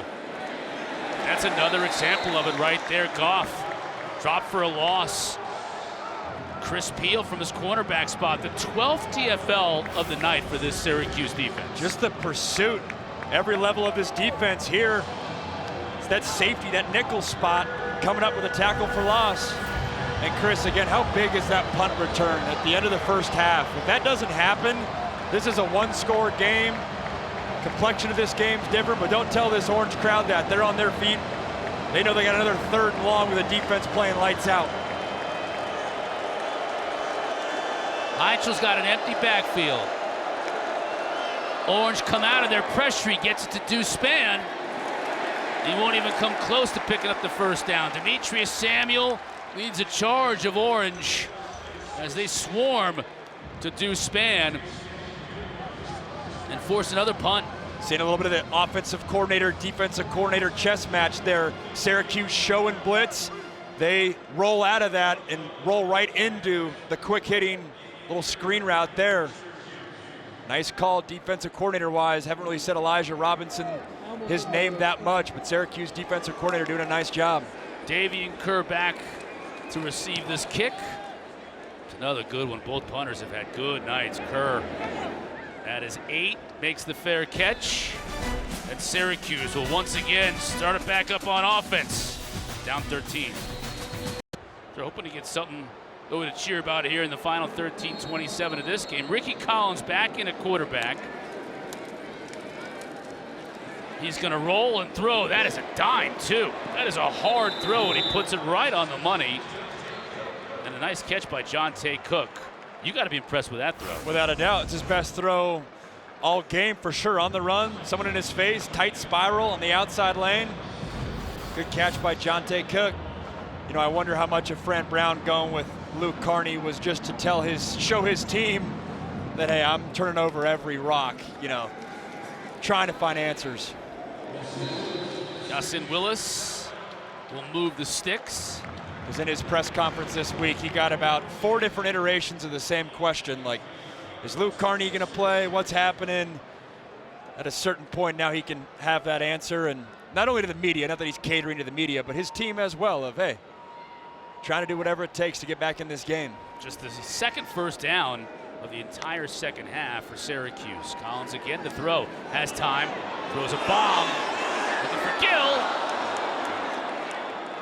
And that one looked catchable, but Gill couldn't come down with it. Sean Lee, the freshman, in coverage. Nice coverage by the true freshman. Pitt will consistently, under Pat Narduzzi, put their corners on island and trust that they're going to be physical and win on the outside lanes. We said it in the first quarter. That's a key for any offense facing Pitt. Have to win the contested catches by your outside receivers because of that fact. Their safeties and the linebackers for Pitt so aggressive, always in the box.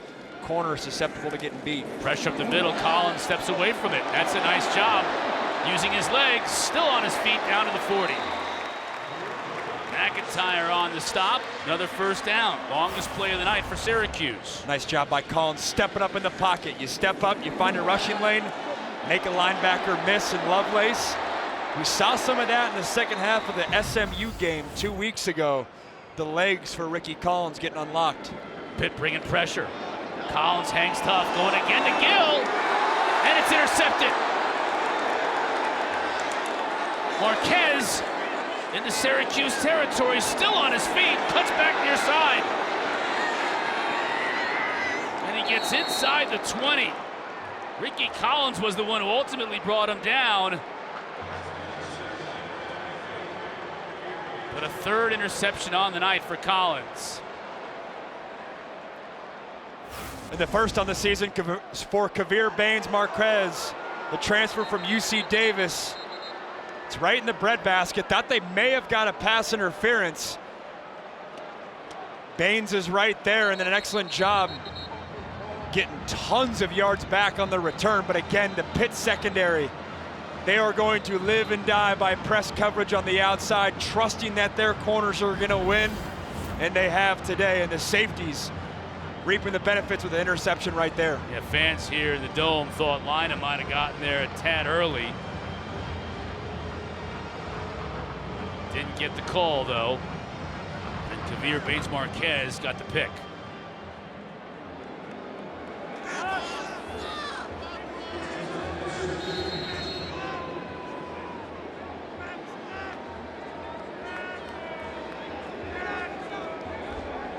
And for the second time tonight, after a pick, Heintschel is set up with great field position. Turner inside. Slices his way inside the 15, picks up a four on first down. You're Syracuse, though. That's a drive you can build off of. Ricky, that was maybe one of his better drives. I mean, you're putting the ball right where it needed to be, just not coming down with a contested catch. Defense has obviously done what they need to do, but from a bright spot, obviously credit the Pitt defense, but I think Ricky showed something there. That shows you how far they have to go. I mean, if that's a drive you can build on with two good passes and two good runs, basically, and an interception. Ball knocked away from Hicks. You feel me on that, though? It's kind of like, totally. It's almost like you reach for anything you can find right now offensively to hang your hat on. And that's not just me trying to put lipstick on a pig. That's just me. That will be the message to Ricky on the sideline and Fran Brown to the offense is, hey, look at this drive. We are capable of doing good things when players are open, but we're going to have to help out our quarterback and make contested catches, and it's not going to be easy. Compared to a year ago with Kyle McCord, where he was consistently throwing receivers open, night and day different for Fran Brown. Heintschel facing a third down here, gonna throw. And Williams couldn't run under it. Syracuse defense again bows their backs. You said it to me during one of the commercial breaks, reiterating how amazingly important that punt return at the end of the first half was. Imagine if they don't have that, which they shouldn't have that. That was poor execution by Syracuse. And that in this game should be 13-7 right now.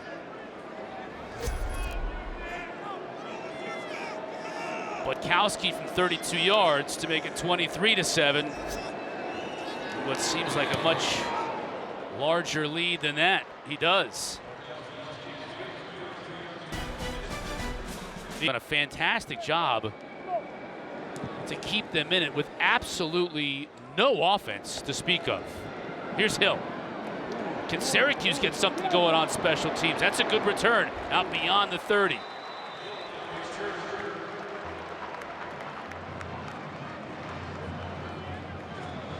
Now, as you said moments ago, Let's see what the Orange can do with Richie Collins, if they can build on that game. If I'm Jeff Nixon, the one thing they have had success with is out routes to Jonte Cook in the slot. That, to me, number 2. Whether it's rolling your quarterback out, whether it's trying to get that matchup again, they've been 4 for 4 on that concept today. Collins again to throw. It's Villari.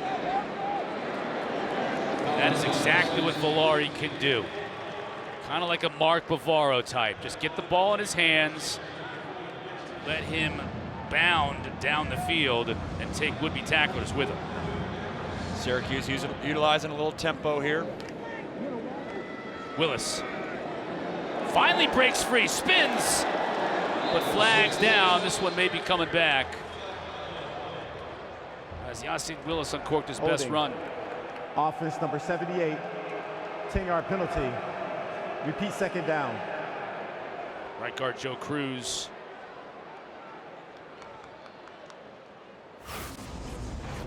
Be right guard, see how they get him. Yeah, a little bit of a yank at the end. I believe that was on Braylon Lovelace, the middle linebacker for Pitt, blitzing in there.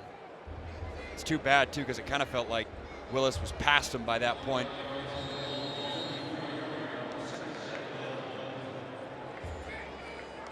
First penalty of the second half against the Cuse.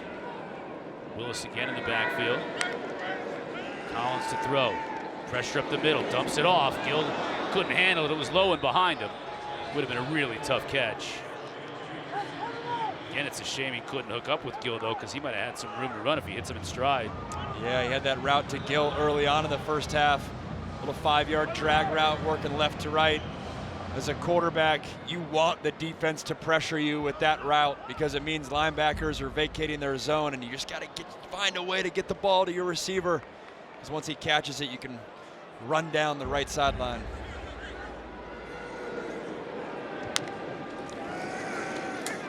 Pitt brings pressure, but it's picked up. Collins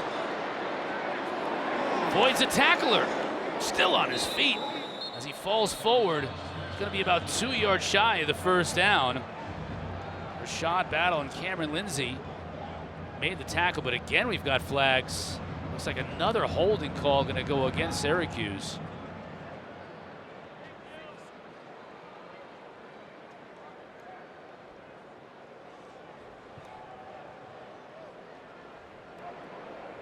Holding. Offense number 60, 10-yard penalty. Repeat, third down. That time it was Nicole Beatran. There's guys open, like he had Villari here on a little sit route. You know, if he gets that ball out on time, 1, 2, 3, ball out, that receiver's open in college football. Villari being a playmaker there, those are the types of plays that when you have an experienced quarterback, he's able to anticipate that, even though it's 3rd and long, put it on the right shoulder. Those are the learning opportunities for a young QB.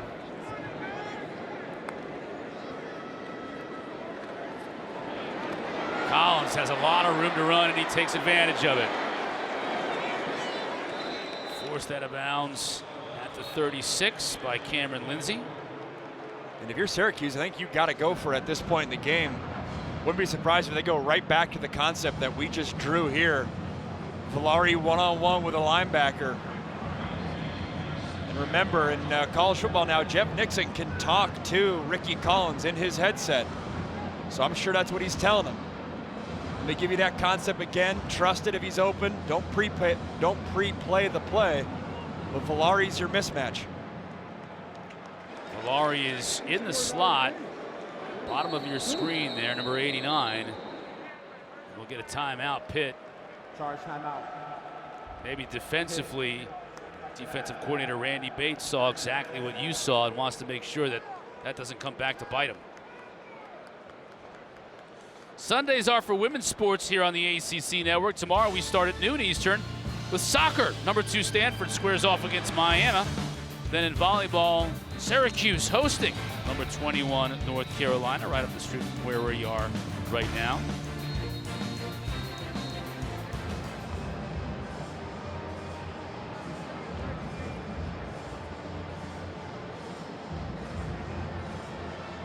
Let's see if Syracuse lines up. the same way they did on that last play, and it looks like they've got Valari now on the top of your screen as an H-back. Now they'll spread him out in the slot. Free play. Collins goes to Jonte Cook, and he makes the catch. 27 yards, taking advantage of the overzealous defensive front. The penalty is declined. The play results in a first down. That's an excellent throw from everybody involved. Look at Richie Collins hanging this pocket. He knows defensive linemen are going to tee off on him, takes a hit, gets the ball out of his hands. Accurate throw, excellent catch by Jonte Cook. And then I love the call by Jeff Nixon. Coming out of a timeout, you go on a hard count. Hard count means going on 2. That got the Pitt defense to go off sides, and you get a first down. Collins again wants to run. All kinds of real estate in front of him. Inside the 20, leaps over defender, out of bounds at the 14. Well, he doesn't lack in athleticism. We said the traits flash. We said that in the open. That wasn't just lip service. The athleticism, the arm strength. You've seen some of the accuracy with the downfield throws. It's just a matter of piecing it all together. He's doing that on this drive. And building on the last drive, it seems like one is better than the other. Willis finds a little seam, picks up 5. Now this is where time becomes a factor. This can't take you 3 minutes or 2 whole minutes to score a touchdown. Down 2 possessions. You're only down 16. Doing my math in front of me right now, so technically only 2 possession game. They'll have first and goal here after Willis was finally getting something going on the ground. He's able to move the sticks.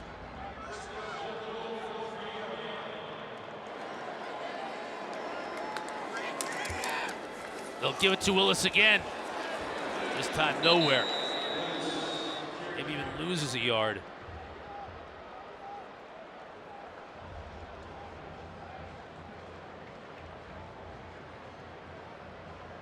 Seen Dan Valari line up at Wildcat one time. I wonder if they go back to that at any point. Definitely 4 down territory, so with it being 4 down territory, kind of get a bonus down. With that, maybe this is your opportunity to try to play action, see if you can sneak one past Pitt. Collins is going to throw the fade to Cook in the corner. He made the catch, but he's out of bounds. Flag right at the point, too. Rashad Battle in coverage. And that's going to go against Pitt. Pass interference. Defense number 15. The ball is placed at the 2-yard line. Automatic first down. First time we've called Justice Ross Simmons. One-handed catch. This is a receiver that has an extremely high ceiling, just a matter of keeping him healthy. Coming off a sprained ankle, excellent catch, and then pass interference obviously on Rashad Battle. Battle is hot. Not happy with the call against him. Fresh set of downs now inside the 5. Collins under center, hands it to Willis. He bounces it, can't get anywhere, and yet another flag.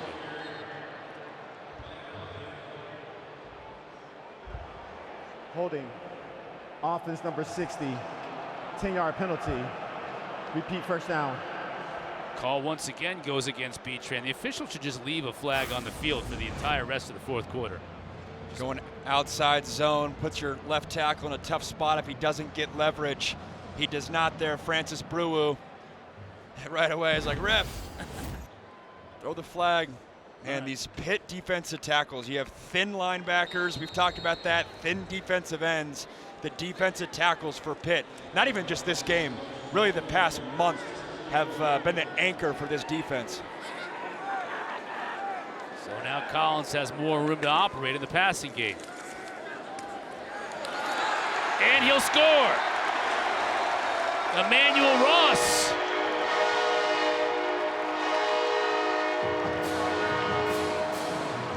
There are no flags. Just wanted to make doubly sure. Ross with his first touchdown of the year. Nice job by Collins with the slant. Get the ball out of his hands quickly if he waits at all. That's Pitt going the other way. Excellent job by Richie Collins, and they're going to go for 2 here. Dose. They're actually going to go for Dose. Brought to you by Dos Equis.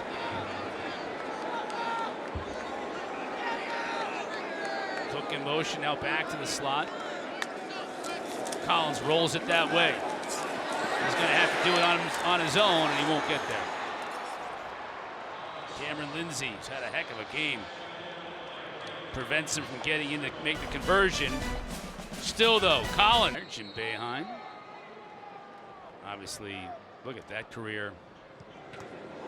Oh, the onside kick, and it's going to work out for Syracuse. Ricochets off a Pitt player and right into the hands of the Orange.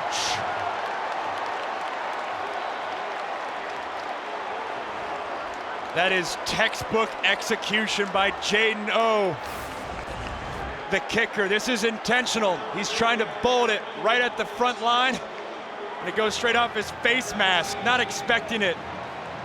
That is a kicker coming up with the biggest play of the day so far. Cornell Perry fell on it. Talk about accuracy. Hey, hit the front line. Hit the front line guy on his face mask. Jaden O, the kickoff specialist, and he showed you why on that one.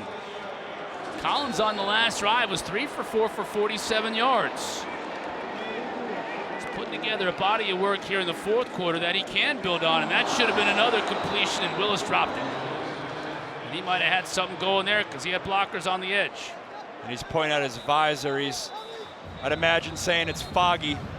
Maybe that's an excuse, I don't know, but he's been playing in the dome for a few games now. At this point, you should know if it's foggy or not. Another injury for Pittsburgh. This time it's defensive end Jimmy Scott. Man, they are going to have to go to the student body and find defensive ends this week. That's a big deal. Jimmy Scott and Nate Temple have played a lot of plays for Pitt. As we look at Richie Collins' last drive, it was really his best drive. You saw his legs get involved, scrambling. That was on a second down there, and then the downfield throw when Pitt went offsides, getting Jonte Cook involved. The traits are there. It's just a matter of him settling into this game, getting more confidence so he can pull the trigger quickly like that, getting in for a touchdown. And Chris, we talked about the punt return to end the first half, but you also, by electing to go with Luke Carney for those 2 drives in the third quarter, those were 2 drives of just nothing offensively. Maybe it was 3, but now that Collins has, got some momentum, those are missed opportunities as well. I understand why Fran Brown did it, but in hindsight, you missed 6 or 7 minutes of football time in that third quarter. As we look at Fran Brown, and Jimmy Scott continues to be looked at by this Pitt staff.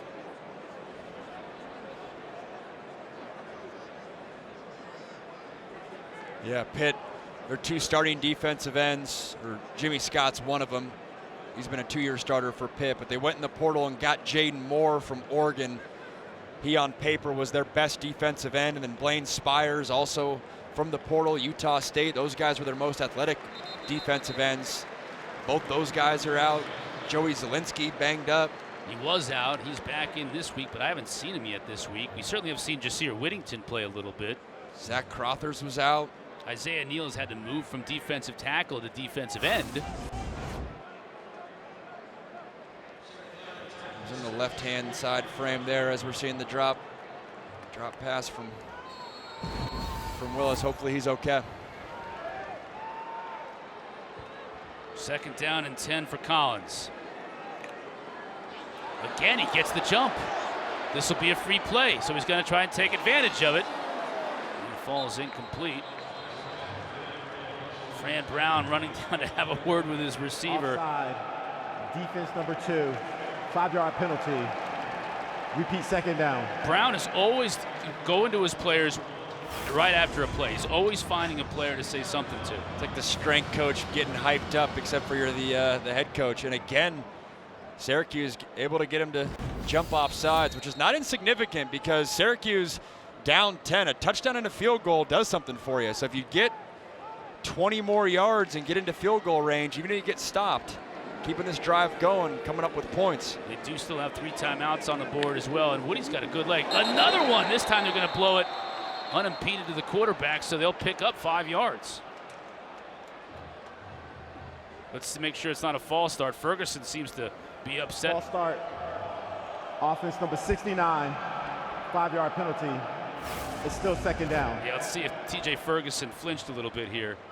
Yeah, he did. He caused the offside. He came back hooting and hollering at his quarterback, so there's something going on cadence-wise where they're not on the same page. Ferguson's a veteran, former starter at Florida State before transferring here to Syracuse.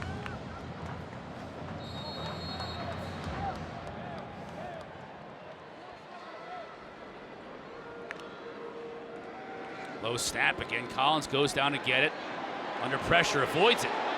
Still on his feet. Now he's got blockers in front of him. Gonna make something happen here. He's gonna make a lot happen. Slides down at the 33. Syracuse fans and the entire bench lights up. They want a call. I don't think they're gonna get it. This is outstanding pocket movement. Got 6, defensive linemen 10-yard penalty. crawling all over him. Repeat, second Escapes the down. pocket. I think they're going to get holding right there on Yasin Willis. The call is coming. It's just not going Syracuse way. It's going the other way. 21 yards on a brilliant scramble negated. Now let's see how far they march it back. If it's a hold against Willis, it'll be 10 yards from the spot of the hold if it's downfield. That looks to be the case.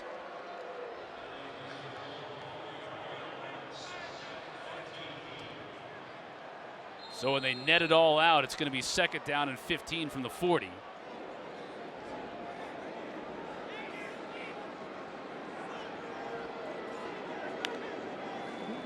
Pitt brings pressure. Collins gets rid of it. Catch, not made. Gill couldn't quite scoop it. Isaiah Neal, mentioned him now having to play some defensive end on the pressure, and he's shaken up on the play. Bad news is Isaiah Neal's down. Good news is the guy he ran into was Jimmy Scott, who was down on the play before, or a couple plays before.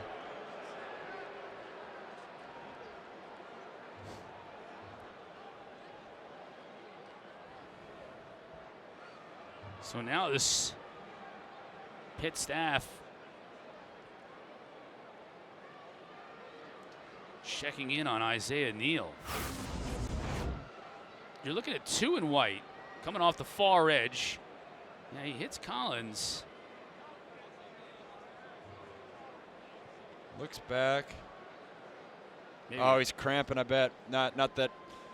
Hopefully he's okay, and hopefully that's just the case. But in the dome, as a former player, that's my first reaction there. Pat Narduzzi made a joke in his press conference this week about, hey, when Dino Babers was the head coach here, they had no air conditioning and they would make this thing real toasty. Little home field advantage. Now they got AC, so I can attest to that.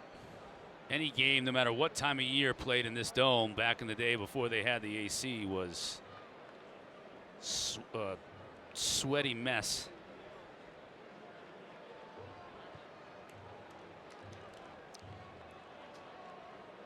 It'll be third down and 15 when we resume play. And it's good to see Isaiah Neal on his feet, and he'll walk off slowly under his own power. Neal was one of those guys playing both defensive tackle and defensive end, given their depth concerns, so they got to go deeper into that defensive line unit.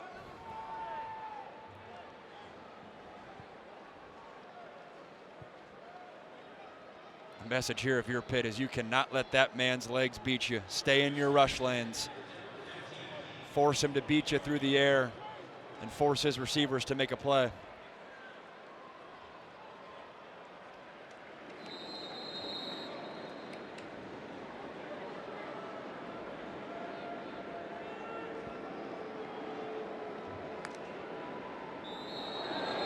Yeah, this is amazing. False start. Offense number 60, 5-yard penalty. It's still third down. He's gotten Pitt a couple of times, but now the Panthers have found some discipline, and he's getting his own players. It's just a lack of focus.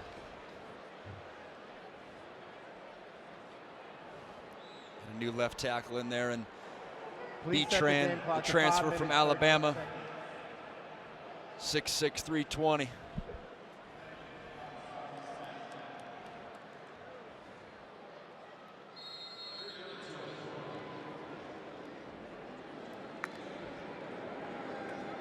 Clean snap. Collins on the run. Dropped. And Gillis had a good game, but he's had a couple he should have come up with, and that certainly is one of them. That was a heck of a throw on the move, and Gill looks like he's might have jammed a finger on that attempt. By how fast he was running off the sideline, might be a little bit more than a jam. Well, we hope that's not the case. I shouldn't presume. Yeah. Yeah, you catch that, it would have been 4th and 5. Instead, it's 4th and forever. Look for Ricky to escape the pocket. Can he find one of his receivers in a soft spot in this Pitt defense? Pressure. Collins throws that one up for grabs, and his receiver, Jalen Hornsby, just ran out of room. And that'll be a turnover on downs. We've been giving the Syracuse defense a lot of love, but this Pitt defense has played lights out. Obviously, it's been a struggle offensively for Syracuse, but these corners for Pitt love contact, going to be physical on the outside. They're going to contest everything. It's the DNA of a Pat Narduzzi defense. They've been thin at defensive line, like we've talked about, thin at linebacker. Secondary stepped up in a big way today. And that will send the few that remain here in the Dome to the exits.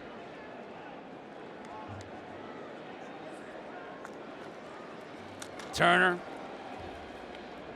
It has been tough sledding for these Pitt running backs today as well. You certainly made mention of how Syracuse has had a hard time finding the running game. Pitt has as well. Timeout for Syracuse. They'll have 2 more left.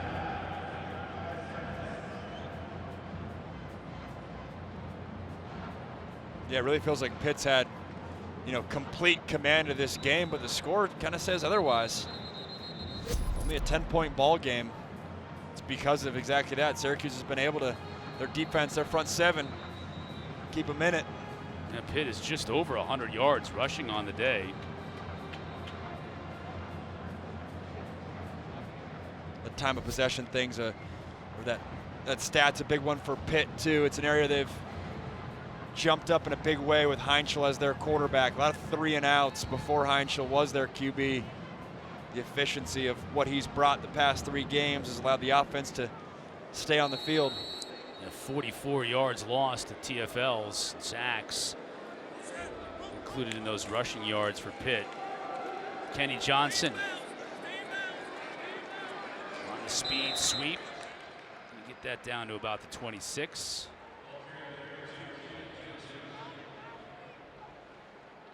Trainer's room is going to be very full here over the next couple of days. We're about that time of the season, Man. Chris. Back half of the season, the depth for a lot of these teams is going to get tested. We were talking with Randy Bates, Pitt's defensive coordinator, and in the transfer portal era where you never know always what you're going to get, true freshmen have to be ready to play. That's your depth for a team like Pitt.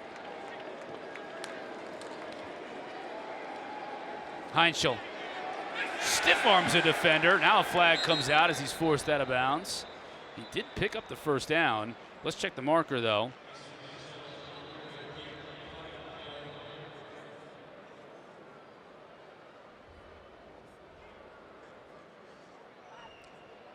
And we've got a Syracuse player down. Personal foul, face mask, defense number 8. The penalty is enforced half the distance to the goal from the end of the play. Automatic first down. Official timeout for an injury. Reese is the guilty party, but it's Delorier that's hurt.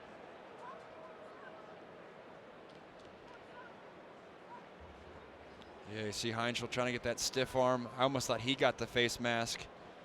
Instead, it's Reese in there, and good sign for Syracuse that Delorier is up now, but obviously an impact linebacker for him.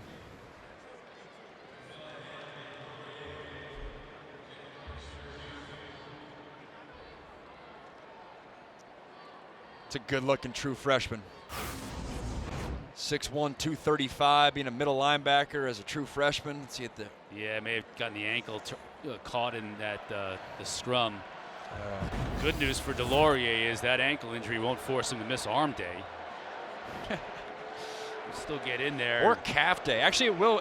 Yeah. Maybe calves are part of the rehabilitation.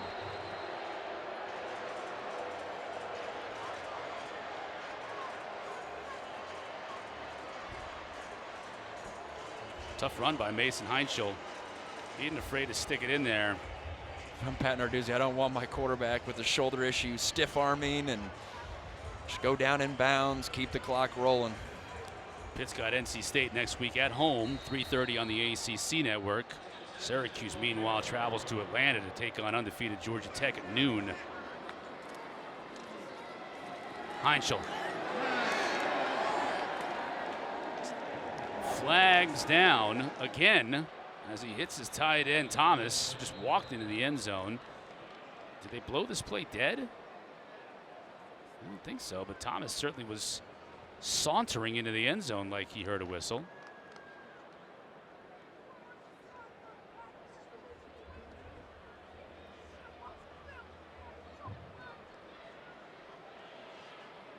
Max, I got to be honest with you. I don't think I've ever seen a game with this many flags.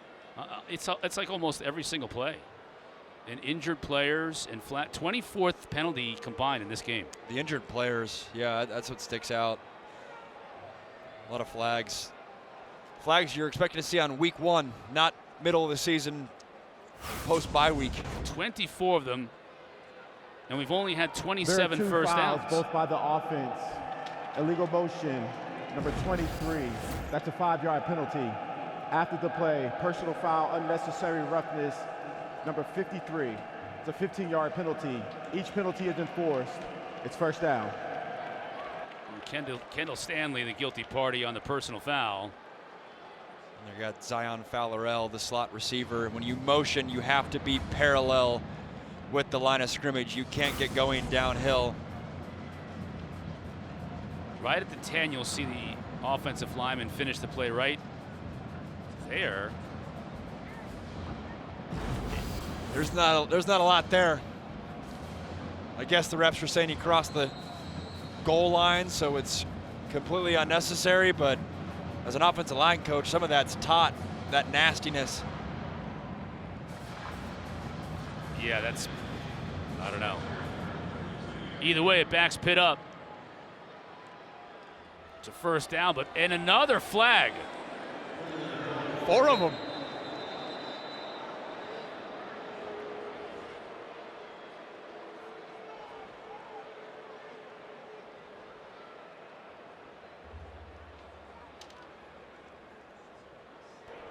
There are 2 fouls by the offense. 5 players in the backfield. That penalty is declined. Holding, number 56, 10-yard penalty. It's still first down. The center, Lyndon Cooper, guilty of the hold. And there it is, right in the backfield, taking down the Syracuse defender. Correction, both penalties are declined. It's second down.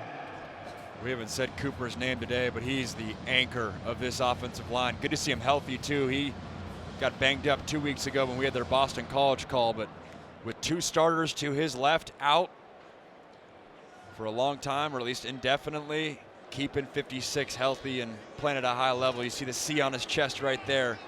Extremely important, especially when you have a true freshman quarterback.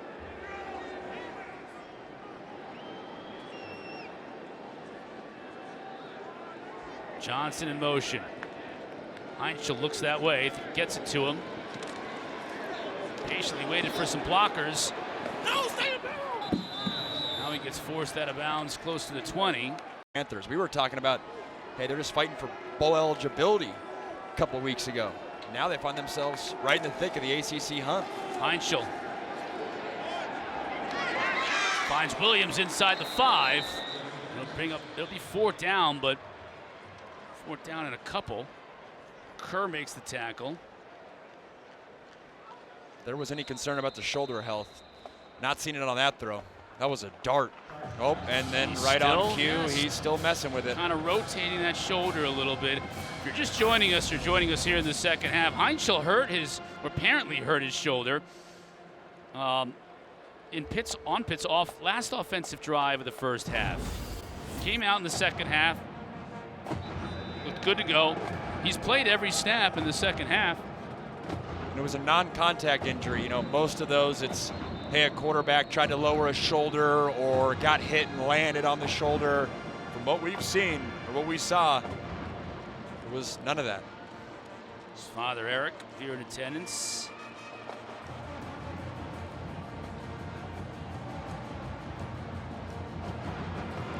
Yeah, Heintschel only 13 for 24, had that huge run for a touchdown in the first quarter on the first drive after a turnover. That really gave Pitt all the momentum early on in the game, and ever since then, Syracuse has been trying to climb back. 4th down and 2.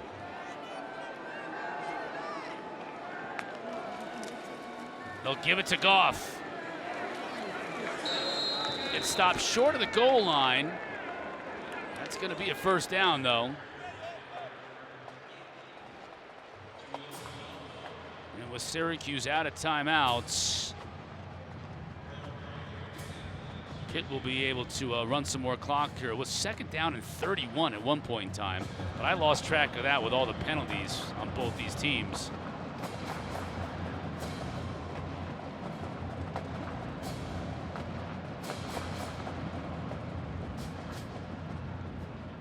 First and goal.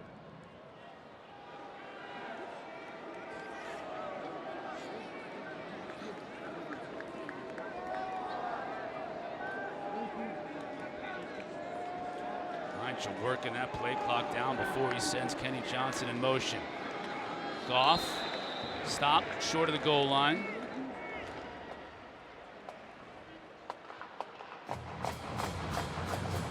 The fact that Goff is their 3rd running back with the burst that he has. Got to track Des Reed's health too. We haven't seen him back in the game since he's jogged off the field gingerly. Great point. I think Pitt can survive without him for a week, depending on the opponent. But to contend for an ACC title, they have to have Desmond Reed. Yeah, he had 6 carries on the day. And to your point, we haven't seen him much lately.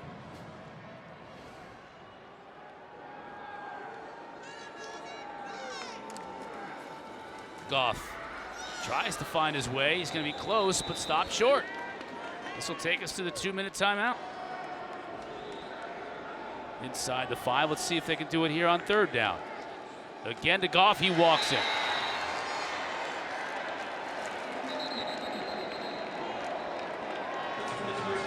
Now we get some pushing and shoving and some frustration from a Pitt offensive lineman. That was Lyndon Cooper again.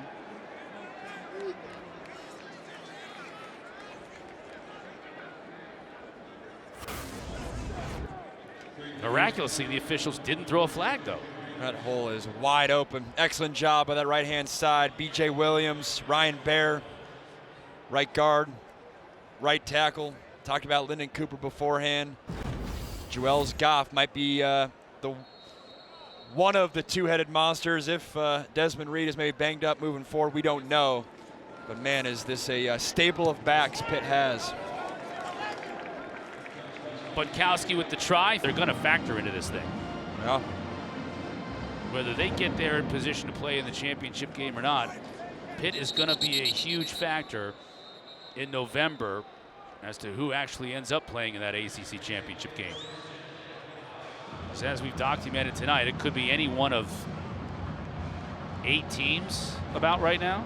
With every week that goes by, Mason Heintschel becomes less and less like a true freshman. He never looked like a true freshman, but getting more and more experience under his belt. And Pat Narduzzi deserves a lot of credit. I mean, it's never easy benching a quarterback. Eli Holstein's a good player. They invested a lot in him, both reps-wise and NIL-wise. To make the switch to Heintschel, it's totally changed the complexion of this team. Pitt continues to bring pressure on Collins. He continues to improve, finding Jonte Cook.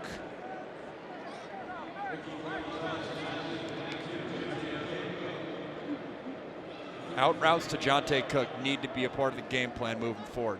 No questions asked.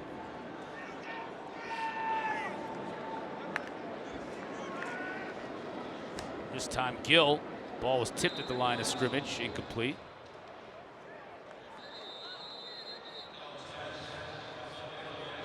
Official timeout for an injury. Lindsey was banged up a bit, but he was able to hop up, walk off under his own power. Pitt can't have another linebacker go down, and Lindsey's played really well tonight.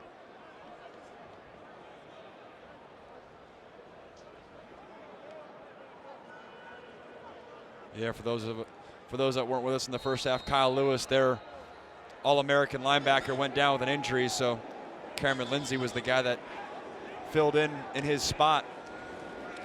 Pressure, look out, Collins is going to be dropped. Isaiah Neal got him. Neal's one of those players who's having to play a different position, defensive tackle by trade. They've had to move him outside to the end spot. Man, they're still getting pressure. That's as easy as it comes. You can see why he kind of has that frame where he's big enough to be inside a defensive tackle, but you see the athleticism there that allows him to be an effective defensive end. He's only listed at 265. He's 6'2", 265, so he's not, he doesn't have the girth of a typical inside, what would you call it, the two technique. That pass was pretty good too. Unfortunately, his receiver, Hornsby, couldn't bring it in.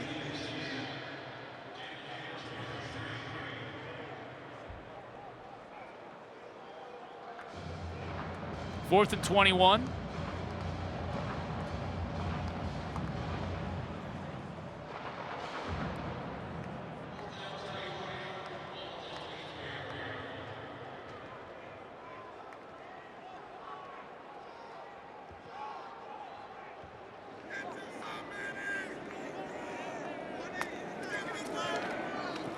Pressure picked up initially. Collins on the move.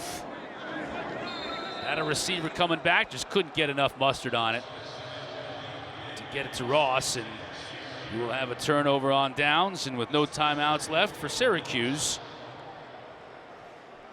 Pitt should take 2 knees. This one will finally be in the books. Test for Fran Brown is how does he keep his team in it? Coming into this game, they'd never dealt with back-to-back losses. Now it'll be 3 straight losses coming out of a bye week. I think the emotional high of beating Clemson and feeling like you're going to be on the top of the ACC to then now where you're at just 3-4 weeks later, trying to find yourself identity-wise. Fran Brown will have a lot of work ahead of him, and he knows it. He was honest with us yesterday in the meetings. He knows it's a tall task ahead of him.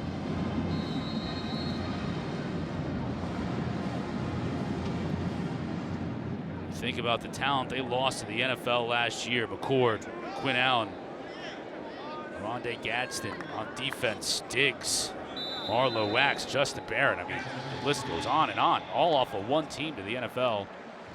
It's the reason they kind of went under the radar, not for Syracuse fans, maybe not ACC fans, but nationally, that Syracuse had the most prolific passing attack in the country last year.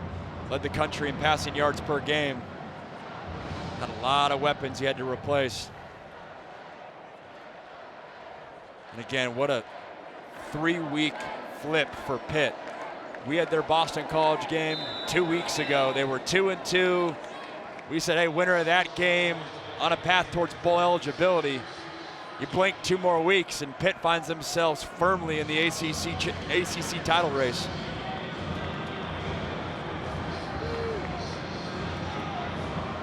Two coaches embrace in the middle of the field.